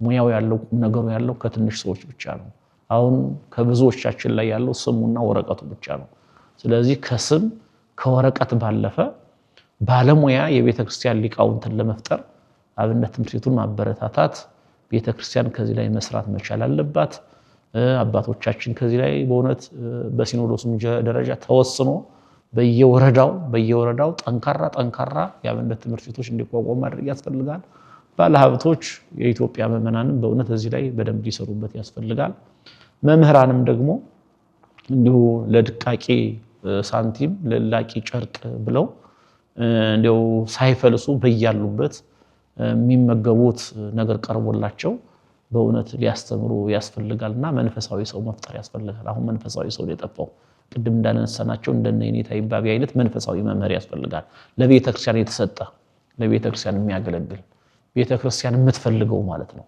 ቤተክርስቲያንን እንዲሁ ለጥቅም የሚፈልጋት ሳይሆን ቤተክርስቲያን የምትፈልገው ቤተክርስቲያንን እሱም ለበረከት የሚፈልጋት አይናማ ሊቃውንትን ለማፍራት ያው ሁሉም ከመምናንም ከቤተክርስቲያን አባቶችም ከካህናቱም ከሁላችንም ያው የሚጠበቅ ነገር አለ የሚጠበቅብን ነገር ማድረግ ያስፈልጋል ብዬ ነው ማስበው እሺ አባታችን ለነበረን ጊዜ ከልብ እናመሰግናለን ውድ ተመልካቾቻችን የዛሬው ፕሮግራማችን ይህን ይመስል ነበር ብዙ እንደተማራችሁበት ብዙ ግንዛቤ እንዳገኛችሁበት እምነታችን ነው ከታላቁ መምህር ከመላከ ሰላም አምደወርቅ ደሴ ጋር ያደረግነው ቆይታ ይህን ይመስል ነበር ሳምንት በሌላ እንግዳ እስክንገናኝ ድረስ በያላችሁበት ቸር ቆዩ ካህነ ተቆመ ልሳነ